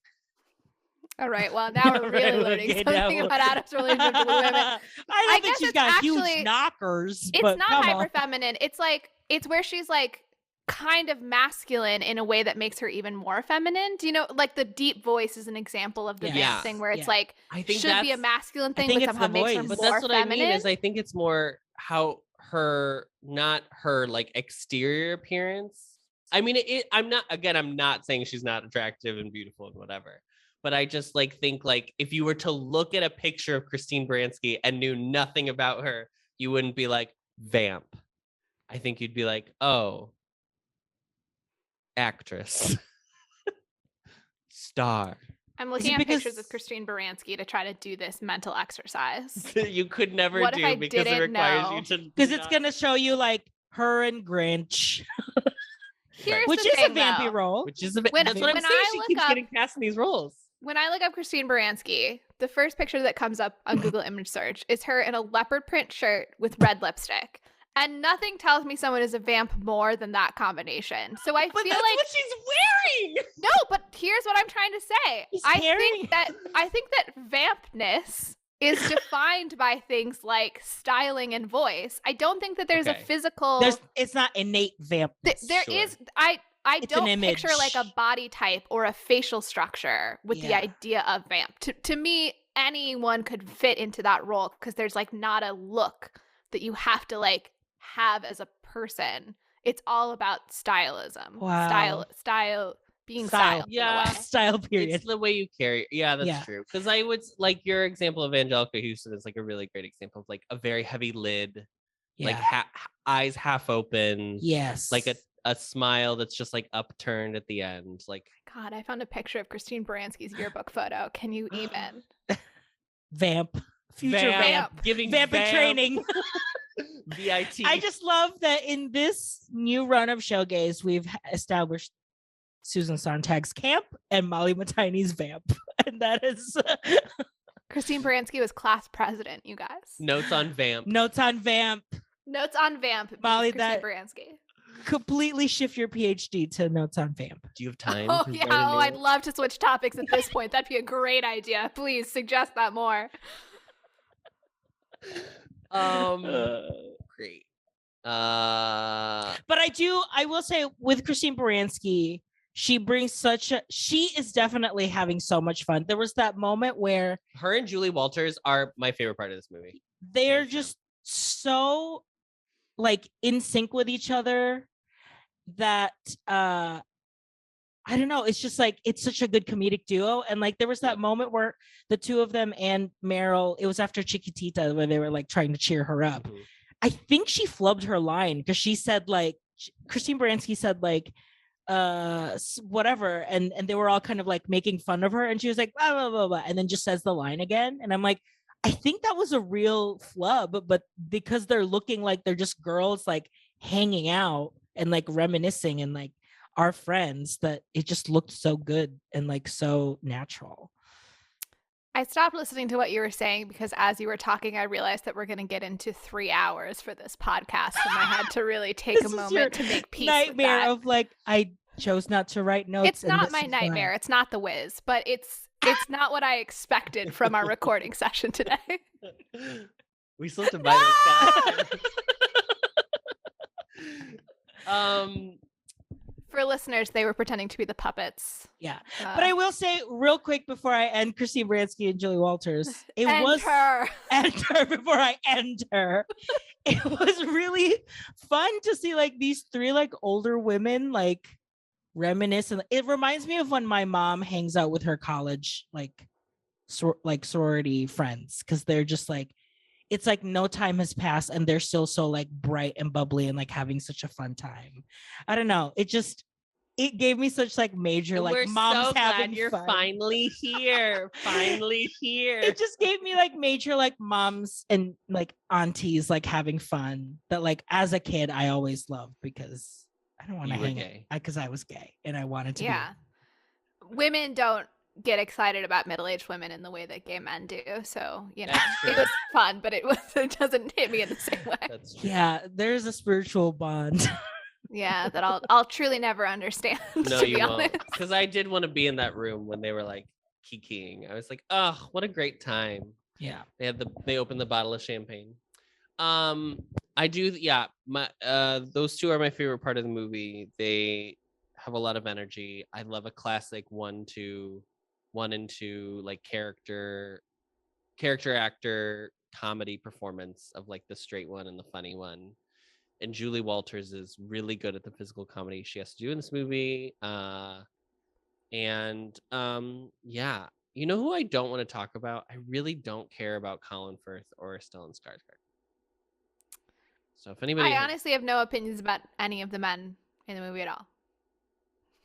Yeah, I would agree. I mean, they were fine. the Colin Firth thing does feel like very early 2000, like him being gay, like that feels very early 2000s, late Adam, 90s. Make the note about Bush.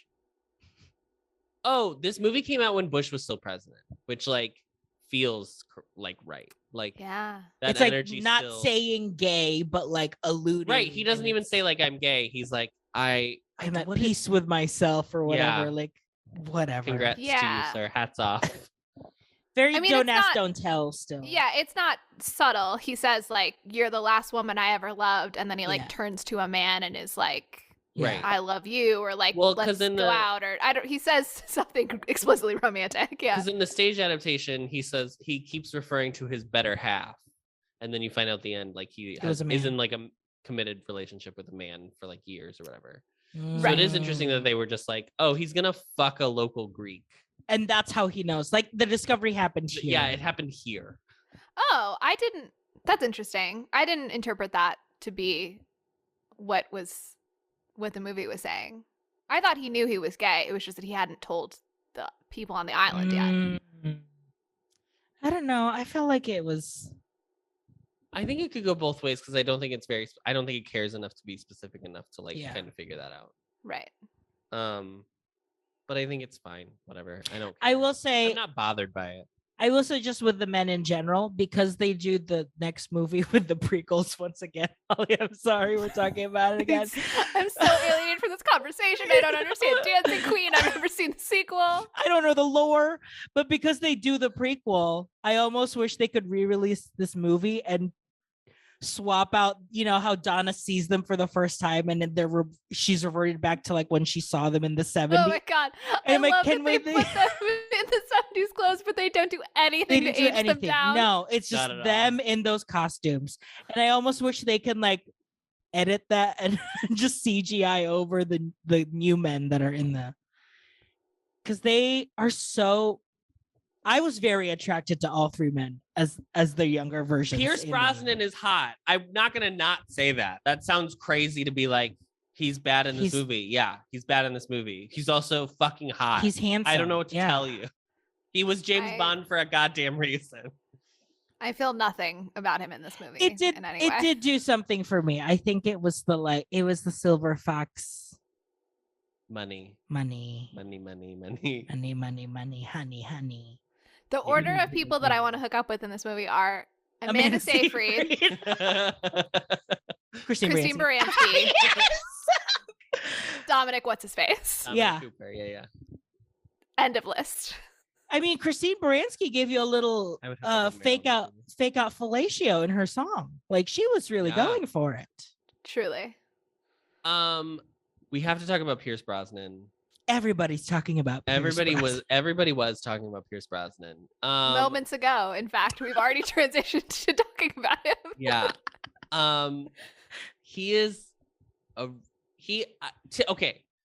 I have said this before. I've tried to be very pointedly like singing is you have to be like a competent singer, and he doesn't meet that criteria. I do not need my stars of movie musicals to be Beltresses. Yeah.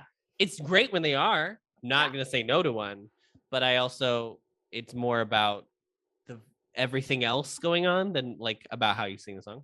Mm-hmm. He can't even do that well, and like his character isn't like interesting enough to like be like, well, at least it's him for this reason. I think.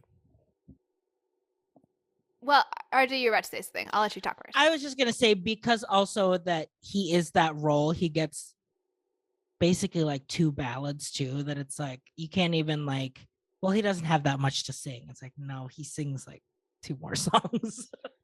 So I think what's offensive about Pierce Brosnan in this movie is that he refuses to make a choice related to his singing. There are a lot of people who aren't great singers, but then they decide to have like a way that they're going to approach the song that makes it interesting. And he doesn't care enough to make a choice about how he's going to perform it. So he doesn't like talk sing it. He doesn't like do it comedically. He doesn't like move his body so that you're like paying attention to the dance instead of whatever. He just is like, well, I'm Pierce Brosnan and I assume people will be attracted to me and they won't notice that I'm bad at singing, I guess. And so he's just extremely bland. Yeah. And it makes me wonder like why this is like when I'm like, but then why are you casting like this role is so anything that it could be anyone, and it's not like it needs to be like Pierce Brosnan, if that makes sense. Like the only one that was supposed to be specifically someone was the character of Bill in the show is Australian, and they switched it to being Swedish because they wanted Stellan Skarsgård, and also it was like because the closest thing that anyone has to a personality in this whole musical is being from Australia. Yeah. I think it has to be that at the time, the middle-aged women that they were trying to market it to, they assumed would be really into Pierce Brosnan from James Bond. Well, moms. Fifth highest grossing movie of the year, so I guess they got it right. Yes, it worked. I'll play a little bit of, unfortunately, SOS.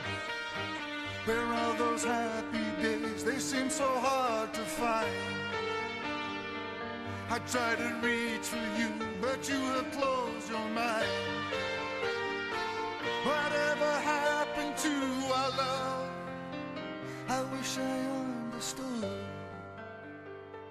It used to be so nice, it used to be so good. So when you're near me, darling, can't you hear me? SOS. The love you gave me, nothing else can save me. SOS. When you're gone, how can I even try to go on? When you're gone, though I try, how can I carry on? This song definitely was showed me, like, made me realize, like, yeah, like this is a mom's movie musical. Like this is just that age range is so keyed in this song specifically. It's like, yeah. Yeah. Not Rita, though. Rita's also not it's not the Carpenters level, but not a fan of ABBA, so. This Fan appears? Not to my knowledge. Not to your knowledge. My parents didn't watch any movies past like 1982 or whatever, so I don't think James Bond necessarily made the cut. Oh, they have seen the Sean Connery ones though. They like Sean Connery. Yeah, that's my mom's favorite too. Yeah. So this is from Wikipedia. The casting of actors not known for their singing abilities led to some mixed reviews. Variety stated that some stars, especially the bouncy and rejuvenated Streep, seemed better suited for musical comedy than others, including Brosnan and Skarsgård. Brosnan especially was savaged by many critics. His singing was compared to, quote, a water buffalo from New York Magazine, quote, a donkey braying from the Philadelphia Inquirer, and, quote, a wounded raccoon from the Miami Herald. And Matt Brunson of Creative Loafing Charlotte said he looks physically pained, choking out the lyrics as if he's being subjected to a prostate exam just outside of the camera's eye. Is a water buffalo an animal that we know what it sounds like? Yeah. Metaphors don't have to work literally. Oh, okay. I think that's it. I think that's all I really want to talk about. Oh, I didn't talk about the Greek drama of it all. Yeah, which was one of your main points. I know. So I do just want to say the one thing I think is fun and works really well about the show is that because they set it in Greece, and I don't know which came first. What's the chicken or the egg situation? If they were like, this plot is so thin that it like feels like a Greek comedy, or if not that I'm saying like, okay, Molly's already making faces. Okay. No, I'm trying to phrase what I'm saying. Think about it. Yeah, go ahead. If the thing was like, oh, it's so stock that it feels like a classic Greek comedy in that way, or if it was like, oh, it's set in Greece, why don't make the chorus a Greek chorus, and then like kept going from there?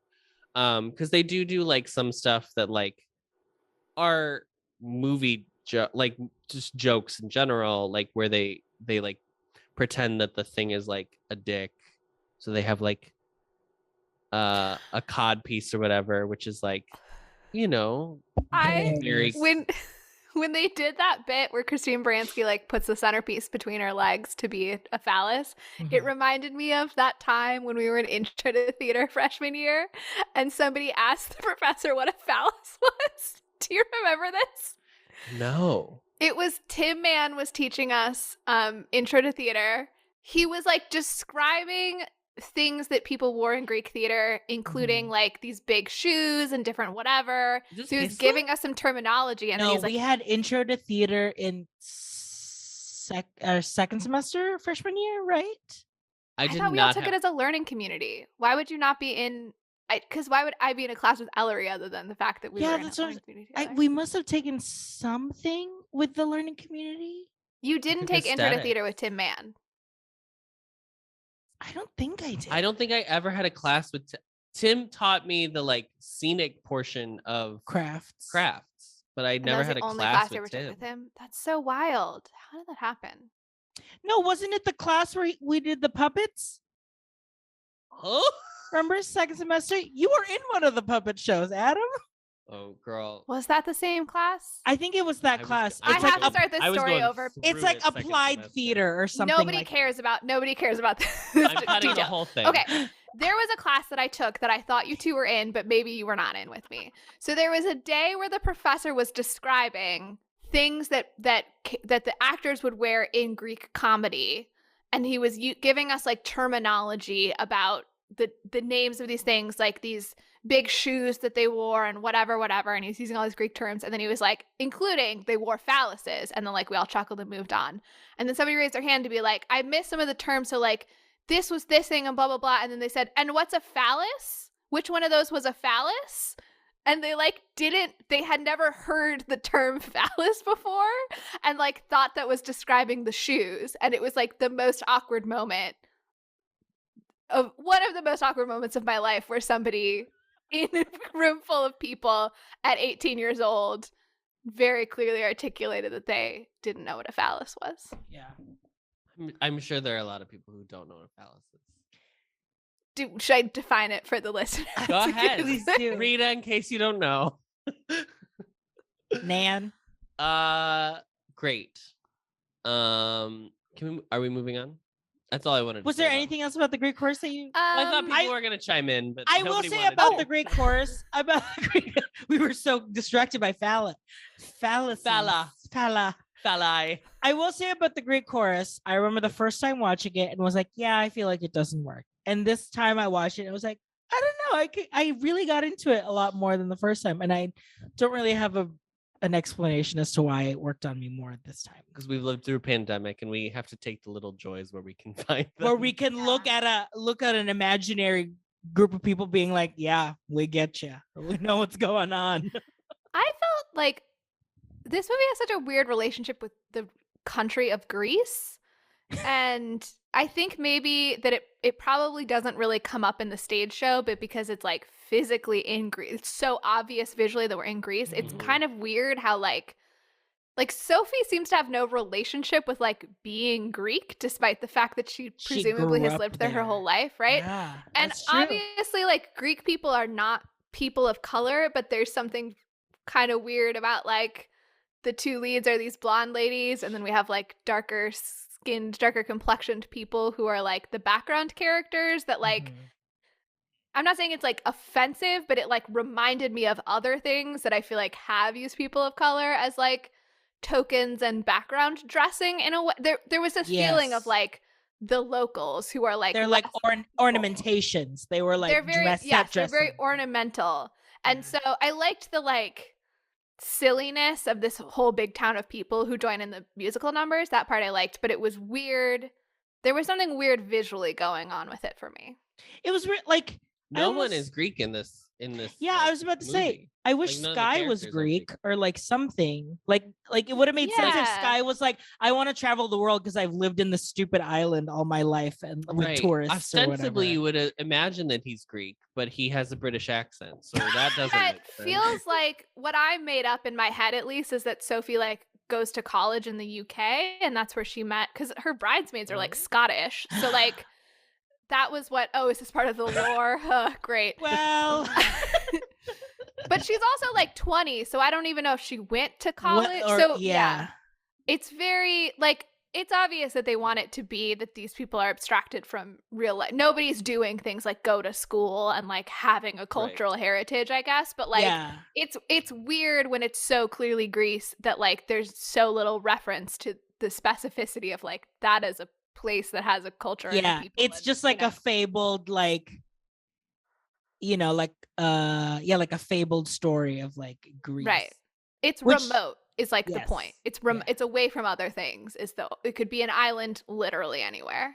Yeah. Which is just it's just crazy because like, put this in like if it wasn't Greece, if it was like, I don't know, Myanmar, Thailand, then we would be like there was no Thai people in the, like in the main cast. So yeah, it's So you're saying white people are also persecuted? Oh my God.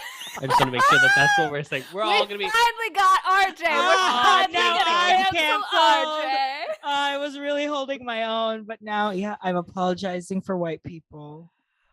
They have it equally as hard. That is what RJ said on this podcast. Let's move on.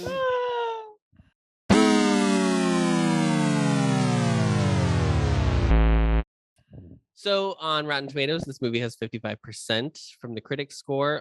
Owen Gleiberman from Entertainment Weekly says Amanda Seyfried is adequately sweet as Sophie, who craves, in addition to a father, a princess wedding. But as Donna, the free-spirited second-wave feminist mom who asks her two gal pals to the event, Streep is trying so hard to get off her pedestal to play a woman past all glamour that she declaims every line, even when she's croak singing like a sailor on a bender. I never thought I'd see a film in which blousy is it blousy? B-L-O-W-S-Y? I think it's blousy. I think so. It's not a word that I've encountered many times in my life. Christine Baranski is the most restrained person on screen. Yet let's give Mamma Mia credit. It's bad in so many ways, yet you can't say that these ladies lack spunk. Their what the hell moxie lights up the first girl power musical to target girls over 50. And just wait until Pierce Brosnan warbles SOS. You'll laugh and then you'll be charmed. I won't really defend Mamma Mia, but I will recommend how to watch it. Just stop rolling your eyes and listen. It feels like they wanted to get out there like, I've always thought Meryl Streep was overrated, so let me take her down a peg in this review.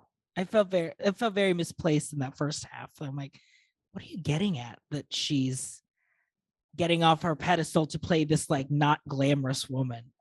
I don't know. That was very weird to me. I'm interested in the claim it's the first girl power musical for women For girls over 50. over 50, yeah.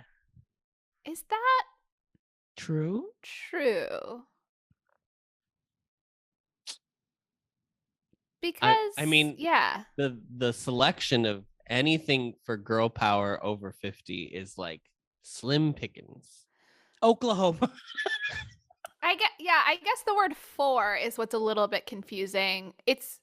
There aren't many musicals that have like a main trio of women over 50. So like portrayed the characters being primarily women over 50 is not that common in musical theater. But like I guess this is going to sound really like universalizing, but like aren't all musicals for women over 50? Like what musical is like not for women over 50? I guess is what I'm getting at. That's who's watching musicals. But is that a population that's felt really excluded from musical theater? I don't think so. But is it poorly trying to say it's not about the plot or like who's represented on screen, but more that like people who were 20 in the 70s in 2008 would be like 50-ish. So he's just trying to say like women who liked ABBA in the 70s are now watching this. Yeah, which I'm also realizing is that's maybe being very generous to maybe that's also what the second wave feminism thing is a reference to. Is just like the fact that it was the 70s when she was out getting a lot of sex, which was in alignment with second wave feminism, same time period. Also, women have gotten a lot of sex through all of history. It's not always been out front in public, but there have always been women who have been getting sex from multiple people. To say otherwise is a little silly. Yeah, birth control really did change that dynamic for a lot of women. So I don't think it was just like an imagined shift. I think it genuinely changed people's behavior. Yeah, let's say anything to this bitch. Jesus. Just kidding. This woman has so many opinions. God, who let her on? This is Showgays, honey. Neither of us know how much sex women had before 1970. We were not born.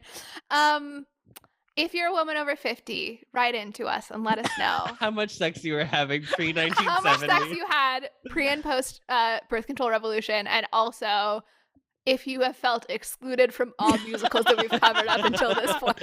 And we will send a follow-up episode. We took a survey of two. At least 2 women. We know at least 2 women over 50. Claudia Pugh from USA Today writes, Mamma Mia is worth the ticket price just to see her belted out, jump up and down. Oh, this is about Diana Ross. Diana Ross in Mamma Mia. As soon as I get home. jump up and down on a bed, dance on platform shoes, and slide down a banister. She not only can carry a tune, but her version of the overwrought The Winner Takes It All is surprisingly moving. Her chemistry with co-star Pierce Brosnan is palpable. Streep and the rest of the cast appear to be having the time of their lives. Palpable. I included this just to remind everybody that USA Today is a shitty news. It's garbage. I feel like somebody You gotta color praising code your sections. somebody praising Meryl Streep and Pierce Brosnan's chemistry feels like walking in on your parents. Like it's like so to like seriously consider them as like having chemistry together. Yeah, it's like, oh, they're holding hands. So yeah. Ooh. And then Bob Mondello for NPR wrote, this is kind of long. The women sing more comfortably than the men. Pierce Brosnan looks like he's in pain during his vocals, but Streep can really belt. Most of them, though, are obviously not trained musical performers. Molly, which means there's a lot of extra pushing and gesticulating. Sometimes, no, yeah, that was your point. She's a performer. You were calling her out. Woman having opinions yet again. Feminism Thank God we watched ruined something music. for you. Yes, I begged you to let me watch this movie. I just could not stop harping on and on about how much I wanted to watch Mamma Mia. I said it's a feminist film, and I'm desperate to discuss second wave feminism. We're also, this is Molly. It's like what? Like ever wanted 12? to do is talk about the second wave feminism. We're also getting Molly in her like what 8th hour of Zooms, and so we've fully broken her down. Oh my God. If you're going to take an ABBA song and turn it into a one-scene Greek tragedy, for instance, you have to build emotion pretty quickly. On the way to the wedding, Donna conversationally tells off an ex-love, and 23 seconds later, we're in grand opera territory. This would all be more persuasive if you'd felt any real chemistry between Streep and Brosnan. Wow, this one says there was no chemistry. But how could you? They've been singing ABBA songs at each other for 2 hours. None of this will matter to the 30 million or so baby boomers who made Mamma Mia a stage hit. Make no mistake, brides and grooms notwithstanding, it is the film's older folks who are central. They carouse and act like kids, while their children are so conventional and responsible that they are kind of a snooze. It's the boomer's revenge, a second childhood complete with an end credits curtain call in goofy outfits. Boomer's revenge. Oh no. Another thing we can blame on the boomers. Ruining Mamma Mia. But what are the people For saying? inventing Mamma Mia is what we're blaming on the boomers. Because I am the one who gets to pull the reviews. I only pull the ones that I typically agree with. So everybody loves Mamma Mia. This is what I found out.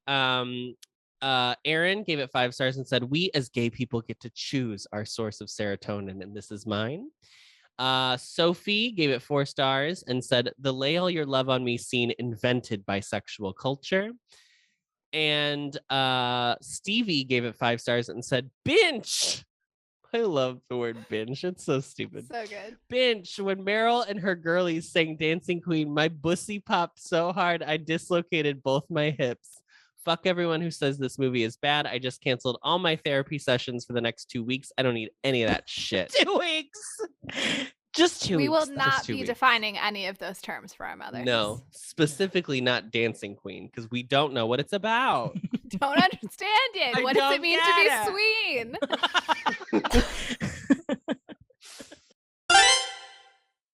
All right.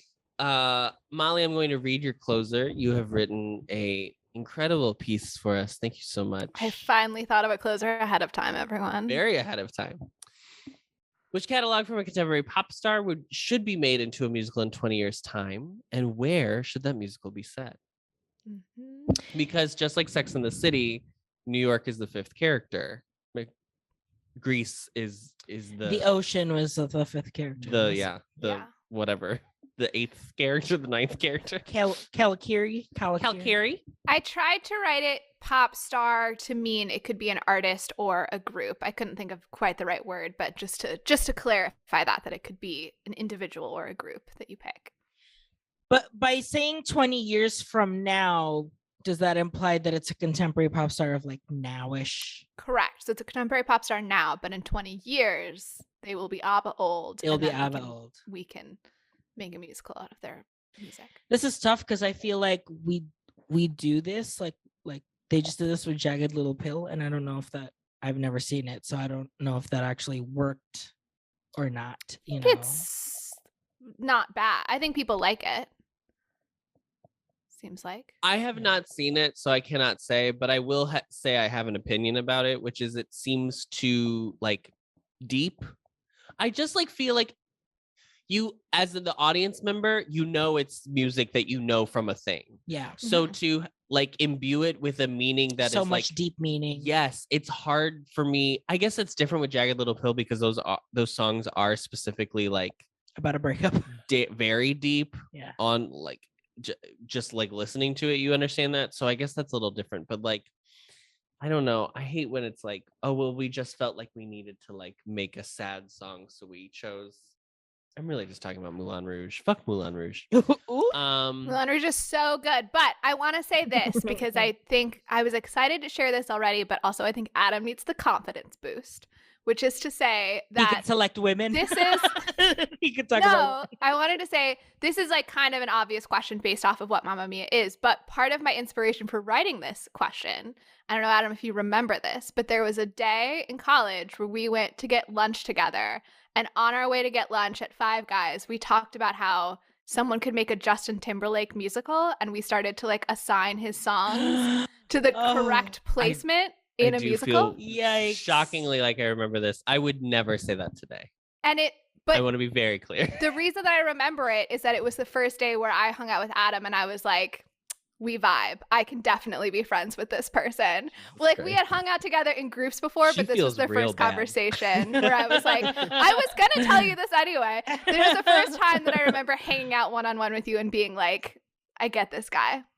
We're gonna be friends. And look at us now. Look at us now. 30 years old. Canceled decrepit. together. Canceled together. Live on air. Canceled in our own little caves, wondering what Dancing Queen is all about. This is hard. I read this earlier and I was like, oh, I should think about this. And then I definitely didn't. I mean, would you say BTS would be a good, you could take the music of BTS as a source of good, a musical, a narrative thing in 20 years? I think the stuff that they write about is really, yes, because I think the breadth of what they have in their discography is great. I would never want to hear their stuff translated to English, which I know is what would happen because they would. There's so much meaning. There's so much Korean meaning that they imbue their songs with that, like, you would just not be able to recreate by taking it out of what it's set in. But are musicals a big enough deal in Korea that you could just originate it there and have it be a Korean musical? I mean, I thought about that, but I selfishly would want something for myself that I you have 20 years to learn Korean. I think that's possible. Yeah. True. So start now and you'll be halfway there in 20 years. Associate producer of the. Well, I could see it. I feel like they're big enough. And I mean, I certainly feel like, because now I watch so many clips of musicals from starting this podcast, that I get suggested enough, like, here's the Korean production of such and such musical, that I know it's at least like a genre there. I could see BTS, if they made a musical in Korea, being like the thing that would make Korean musicals, like musicals generated in Korea, become a thing. You know what I mean? Like, I could imagine that reality, and then maybe we just watch it with subtitles. I'd be down for that. I was thinking about this earlier, though, and I was like, I think what is one of the reasons Mamma Mia works so well is because when people obviously know ABBA's music, but it's not to the level where you like know. It's not like she had like their voices are like distinctive enough that it's like I can only hear Whitney Houston singing And I Will Always Love You. Like, to hear anyone else do that iteration of the song that way is like strange all the time. Yeah, I mean, except for Dolly Parton, but yes. Yes, but like her, like, yes, the arrangement's different, but you know what I mean? So I think that's like one of the reasons like the show works is because you just know the song as like a package and not like, oh, it's this singer's specific work. And maybe that's just because they're a group. So like you have more variety, I think, maybe, I don't know. So I was trying to think of like stars who don't have a specific way that they sing. Like, I know that there's the Britney Spears one, but then I think you're just going to be parodying like a Britney Spears style of singing. Yeah. So it's hard because people get famous because of like the specific way that they sing. I think. Yeah. I have an answer. I didn't think about it ahead of time, but I did come up with an answer when you read it just now. I think big swing, but I think it would work. I think Katy Perry. And here's why. I was genuinely thinking Katy Perry. Because she's currently really on the decline, like probably Yes. not going to be a star anymore. And I feel like in 20 years, if somebody goes, remember Katy Perry, everyone's going to go, Oh my did God, like yeah. Katy Perry, right? And they're like, Yeah. be nostalgic for it. And I think what you do is you do a fish out of water story. And it's somebody who is born in California. So we start with California girls. And then they have to off move the to bat. off the bat, we start with California girls Save because then they firework. move to like Iceland or something crazy, right? And it's like a story about somebody, but it's a story about like this person was the California girl, and then they have to go to like whatever the opposite of California is. Learn to adapt. Legally Blonde. It's Icelandic Legally Blonde. It's Icelandic Legally Blonde Yeah. with Katy Perry backing, and then she Amazing. The brings the boyfriend California to Iceland. The you know, boyfriend plays basketball, so he sings swish swish bish. Yeah. Mhm. Yeah. that one's probably actually not going to make the cut, but maybe No, that's it'll be in tryouts though. It'll be okay. in tryouts. Yeah, it'll be in the workshop. tryouts. It'll be a deep cut. But yeah, and then like obviously the 11 o'clock number is firework. Right. That's great. That's great. I'm co-signing that for sure. I'll be a She was producer. the one that I was thinking about because also I think she is one of the few pop stars who like doesn't have a recognizable enough voice that you would be Mm-hmm. like, oh, it's not Katie singing it, so it's not good. Mhm. And her songs are so just like not generic, but it is very run of the mill. They're pop. They're factory pop. bubblegum. Yeah. Yeah. Carly Rae Jepsen. I was gonna say Carly Rae is probably the other one too that I. But that's just for the gays. That's like Yeah. ABBA, where it's like that is Fringe Festival, honey. That's off Broadway. Yeah, she would have to get rediscovered and like have more of her songs be popular, because I think the problem now is that not enough people know enough of her discography for it to have the same. Yeah. Like ABBA, people knew several songs from ABBA, you know. Yeah. I also think like down the road, you could probably get a lot of meat off the Casey Musgraves train. Oh, I think that I could be think- like a waitress. I think she Yeah, would be especially because involved. the last album was like about her divorce or whatever. Yeah. So you can use that for like all of your dramatic moments in the show or whatever. But I think a lot of her stuff is really good. And she too doesn't. I think country is a little different. Like pop country is like a little Mhm. different in that way where you don't think of. I don't know. I will also go big swing and say the Pussycat Dolls, Oh my Oh. god, 100%. but like a 6. So like a tight one act, just like almost concert like storytelling format Yes, about these I'm on board. girls. It's called Five. But like the Five and Pussycat Dolls. Nicole. And maybe And what's the setting and the plot?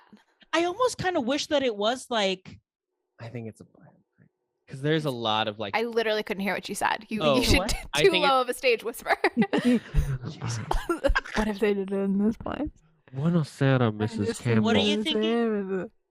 I think it's a biopic because there is a lot Oh. of with the Pussycat Dolls. There was There's a lot of backstage drama, Yeah. and I think in that would be creating the fun. group. I also feel like it's in a cabaret. Like That's what I was thinking. whatever like, the Pussycat Dolls are a reference to is like a girl group Burlesque-y, cabaret strip yeah. club, burlesque yeah. kind of. Because I was thinking like audience on stage, kind of like Natasha and Pierre, Mhm, like they are performing and telling the story while you are the audience in like this Coyote Ugly type venue Mm. where It's just Coyote Ugly with Pussycat Dolls music. Hey, That's what it is. I'm There we in. go. We There got it it. is. We got there. Roundabout Theater presents Coyote Ugly the musical. Circle in the Square. Circle in the presents- Square presents Shakespeare in the Park. Shakespeare in the Park presents Coyote Ugly, composed by Nicole Scherzinger. Absolutely.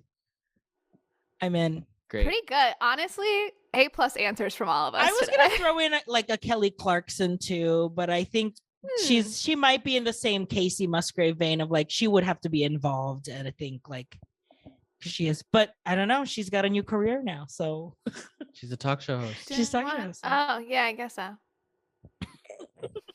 Oh yeah, great, good for her. Great. Does anybody have any final thoughts before we end this 2.5-hour recording session? Molly's like, please no more. Let's. I hope you've learned your lesson of making me watch Mamma Mia, but I'm sure you haven't. We'll have to do this again next year. For Mother's Day. Happy It's for the Mother's Day mothers. to all the mamas. Happy Mother's Day. They were all to all the mamas and clamoring. Mias out there. Mamma Mia made me mash my M&Ms. Mamma Mia, mash my M&Ms. Mama, may I watch Mamma Mia next May? Maybe. Mamma Mia, here I go again. My. How can I resist you? Mamma Mia. Does it show again? My. Just how much I missed you. Jesus. Sween. Sween. Oh, Sween. Thank you for listening to the best revival of a podcast, Showgays. You can find us on social media. Adam is at Adam Noecker on Twitter. RJ is at RJ Food Rocks on Instagram. And Molly is at Molly Matiny on Instagram. This episode was edited and mixed by Adam Noecker. This has been an Ampliverse production. You can find our show page and more information at theampliverse.com. If you'd like to send us your own takes on the movie we just watched, reach out to us via email and we might read it aloud on the show. Our email is showgaysmoviemusical@gmail.com. Don't forget to follow us on Apple Podcasts or wherever you find your podcasts. And as always, rate, review, and subscribe to help others find the show. And now, as always, the show must go on, so stick around to hear what we're going to be watching next episode.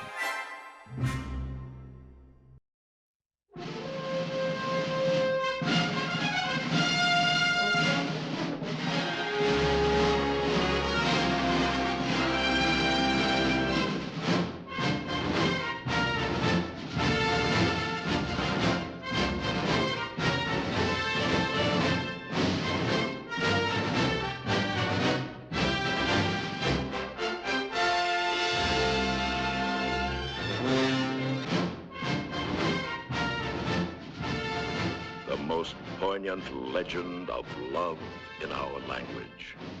The immortal tale of King Arthur.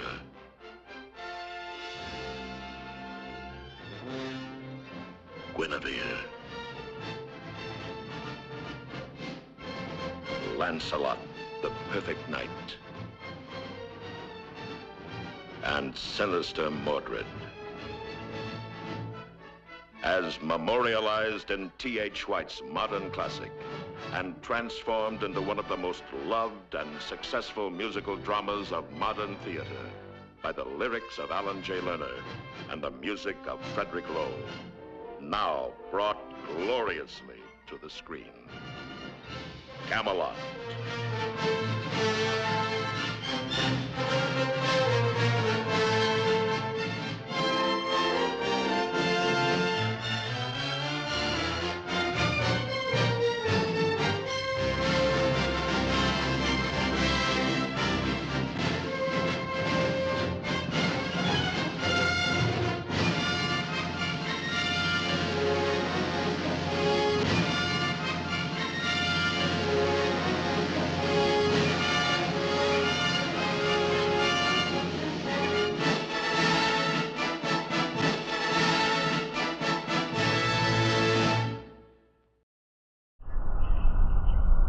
Discovering voices.